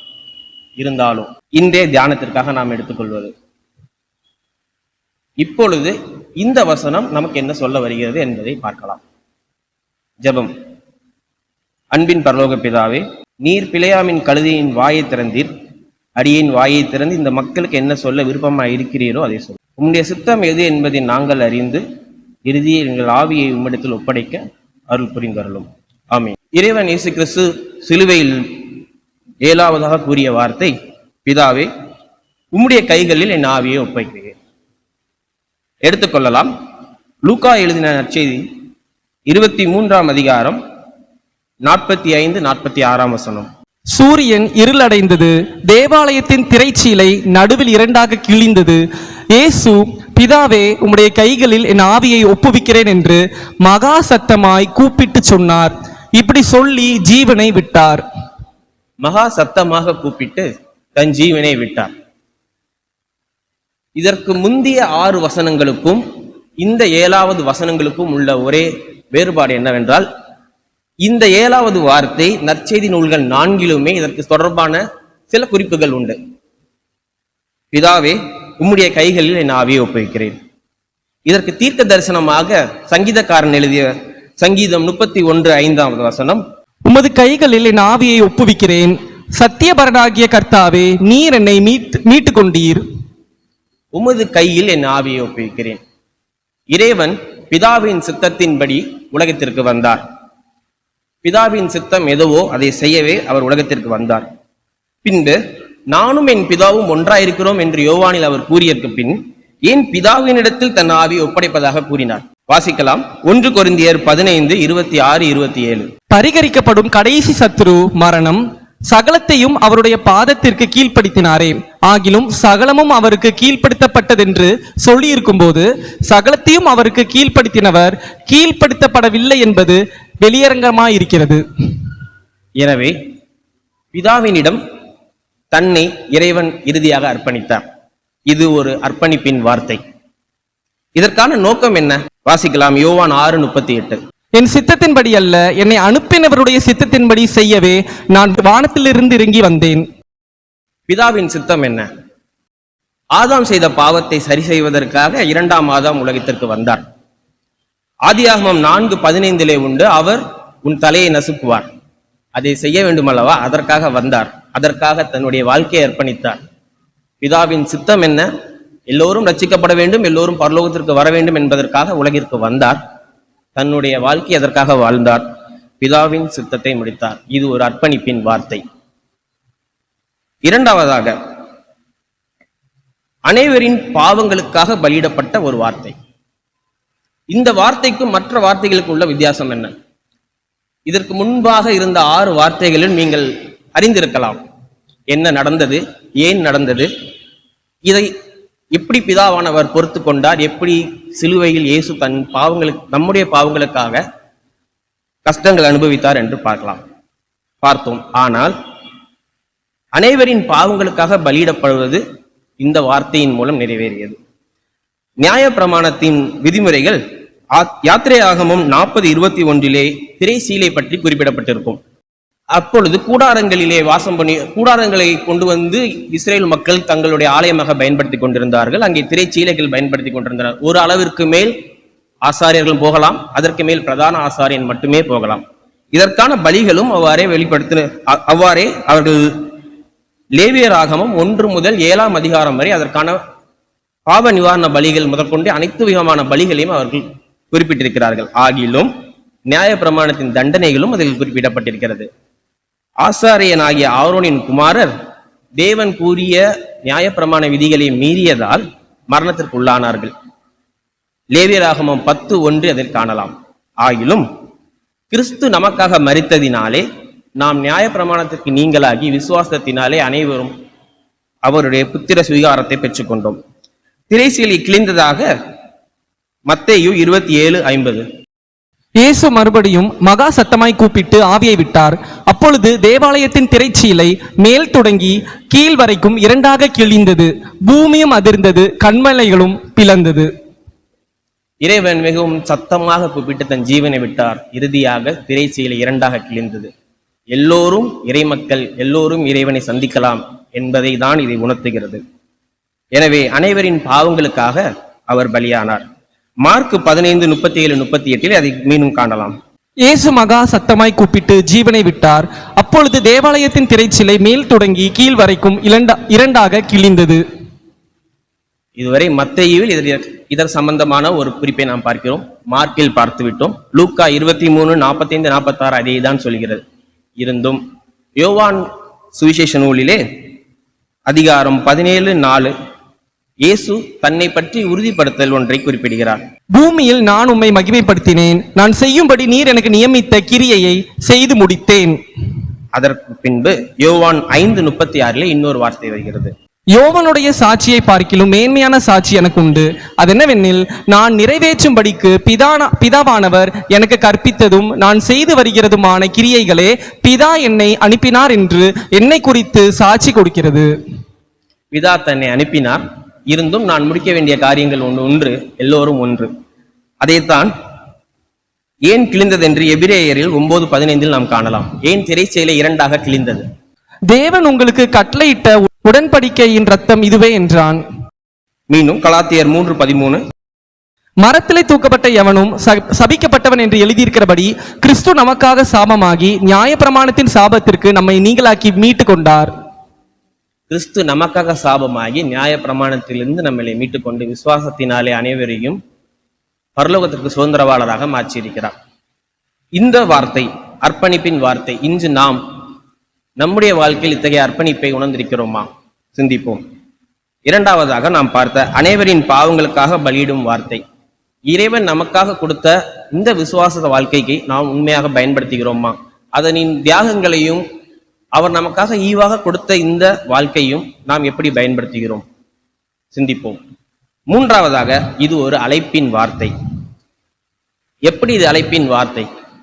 பிதாவே, உன் கையிலே நான் ஆவியை ஒப்படைக்கிறேன், நான் வந்த நோக்கம் முடிந்தது, நான் கிளம்புகிறேன். சரிதானா? அழைப்பின் வார்த்தை. கர்த்தர் கற்றுக் கொடுத்த ஜெபம் மத்தேயு 6:10 பார்க்கலாம். உம்முடைய ராஜ்யம் வருவதாக, உம்முடைய சித்தம் பரமண்டலத்திலே செய்யப்படுகிறது போல பூமியிலேயும் செய்யப்படுவதாக. தினமும் நாம் இந்த ஜெபங்களை சொல்லும் போது நாம் உணர்ந்து கொள்ள வேண்டியது, நமக்கும் பிதாவின் சித்தம் இருக்கிறது, அதை நாம் முடிக்கிறோமா என்று. உம்முடைய சித்தம் பரமண்டலத்தில் செய்யப்படுகிறது போல பூமியிலேயும் செய்யப்படுவதாக. பிதாவின் சித்தத்திற்காக உலகத்திற்கு வந்தார். பிதாவின் சித்தம் முடிந்தும் தன் ஜீவனை ஒப்புக் கொடுத்து சென்றார். ஆகிலும் நம் ஒவ்வொருவருக்கும் ஒவ்வொரு சித்தம் பிதா வைத்திருக்கிறார். அதை நாம் எவ்வாறாக பயன்படுத்துகிறோம்? நீதிமொழிகள் 20:27 மனுஷனுடைய ஆவி கர்த்தர் தந்த தீபமாய் இருக்கிறது, அது உள்ளத்தில் உள்ளவைகளை எல்லாம் ஆராய்ந்து பார்க்கும். நம் உள்ளங்கள் எவ்வாறு இருக்கிறது? நமது ஆவி இறைவனிடத்தில் ஒப்புவிக்கப்பட அளவுக்கு தூய்மையானதாக இருக்கிறதா? நமது வாழ்க்கை, நமது சிந்தை, நமது செயல்கள் இறைவனின் சித்தத்தை வெளிப்படுத்துகிற விதமாக இருக்கிறதா? சிந்திக்கலாம். சங்கீதம் 119:9. வாலிபன் தன் வழியை எதினால் சுத்தம் பண்ணுவான்? உமது வசனத்தின்படி தன்னை காத்து கொள்கிறதுனால் தானே. இறைவனின் வசனத்திற்கு நம்மை நாம் ஒப்பு கொடுத்திருக்கிறோமா? ஒப்பு கொடுக்காத வாலிப வாழ்க்கை எப்படி இறைவனுக்கு பிரியமானதாக இருக்கும்? எப்படி நாம் இறைவனுக்கு ஒப்பு கொடுக்க வேண்டியதாக வாழ வேண்டும் என்பதை இந்த வசனம் கூறுகிறது. வேதத்தின் வசனத்தின்படி நடந்து நமது வாழ்க்கையை இறைவனுக்கு ஏற்றமாறு வாழ அழைக்கப்பட்டிருக்கிறோம். இறுதியாக ஒரே ஒரு கதையை சொல்லி முடிக்கிறேன். இத்தாலி நாட்டிலே ஜெம்னா கல்கானி என்று ஒரு பெண் இருந்தார். சிறு வயது தொடங்கி இறைவனை பற்றும் பிள்ளைகளுக்கு சோதனைகள் வருவது சகஜம்தானே. காச நோயினால் அவரது குடும்பத்தில் பலர் மரிக்கிறார்கள். 9 வயதிலேயே அவர் திருவிருந்தெடுக்கிறார். கத்தோலிக்க திருச்சபையை சார்ந்தவர். இறைவனின் அன்பை உணர்ந்தவராக இருப்பதனால், இறைவன் மீது மாறாத பற்று கொண்டதனால் அவர் எக்காலத்திலும் அதை விடவில்லை. இடையில் பல நோய்கள் வந்தபோதும் இறைவனின் வேண்டுதல் செய்தார். அவர் குணமும் ஆனார். ஆனால் பாவம், அவர் குடும்பத்தில் அவருடைய சகோதரர்கள், உடன் பிறந்தோர், பெற்றோர் எல்லோரும் மரித்தனர். இறுதியாக 1903 ஆண்டு தன்னுடைய 25வது வயதிலே ஏப்ரல் 1, 1903, அவர் பிறந்தது 1878, சரியாக 25 ஆண்டுகள் வாழ்ந்திருக்கிறார். இறைவனுக்காக தொண்டு செய்வதையே தன்னுடைய வாழ்க்கையாக வைத்திருந்தார். அவர் மரண படுக்கையில் கூறிய கடைசி வார்த்தை என்ன தெரியுமா? இறைவா, என்னிடம் கொடுப்பதற்கு எதுவும் இல்லை, உண்மைதான். இப்பொழுதும் என் ஆன்மாவை உம்மிடம் பரிந்துரைக்கிறேன். என் ஆன்மாவை உம்மிடம் பரிந்துரைக்கிறேன். இதுதான் அவர் கூறிய கடைசி வார்த்தை. அவரை கத்தோலிக்க திருச்சபை புனிதராக 1940 திருநிலைப்படுத்தியது. அவருக்கு இன்னும் ஒரு பெயர் உண்டு, டாக்டர் ஆஃப் பேஷன். இன்றைக்கு நாம் நம்முடைய வாழ்க்கையில், நம்முடைய வாலிப பிரயாணத்தில் இத்தனைய சிந்தையை நாம் கொண்டிருக்கிறோமா? ஒவ்வொரு இறைத்தொன்றர்களும் வேண்டுவது என்ன தெரியுமா? பிதாவே, உன் கையில் என் ஆவியை ஒப்படைக்கிறேன். இத்தகைய சிந்தனை நம்மிடத்தில் இருக்கிறதா? எத்தனை பேர் நமக்காக கொடுக்கப்பட்ட பணிகளை முடித்து, இதோ நான் முடித்து ஒப்படைத்திருக்கிறேன் என்று கூறுகிறோம்? கூற முடியும். நாளையோ நாளை மறுநாளோ மரணம் எப்பொழுது சந்திக்குமோ என்று தெரியாது. இறைவன் மனுகுலத்திற்கு வந்தார். பிதாவின் சித்தம் என்ன அறிந்திருந்தார். பிதாவின் சித்தத்தை நிறைவாக முடித்தார். அதனால் அவரால் கூற முடிந்தது, பிதாவே, உன் கையில் என் ஆவியை ஒப்படைக்கிறேன். தியானிப்போம். இன்றைய சிந்தனைக்காக ஒன்றே ஒன்று, இந்த அழைப்பின் வார்த்தை.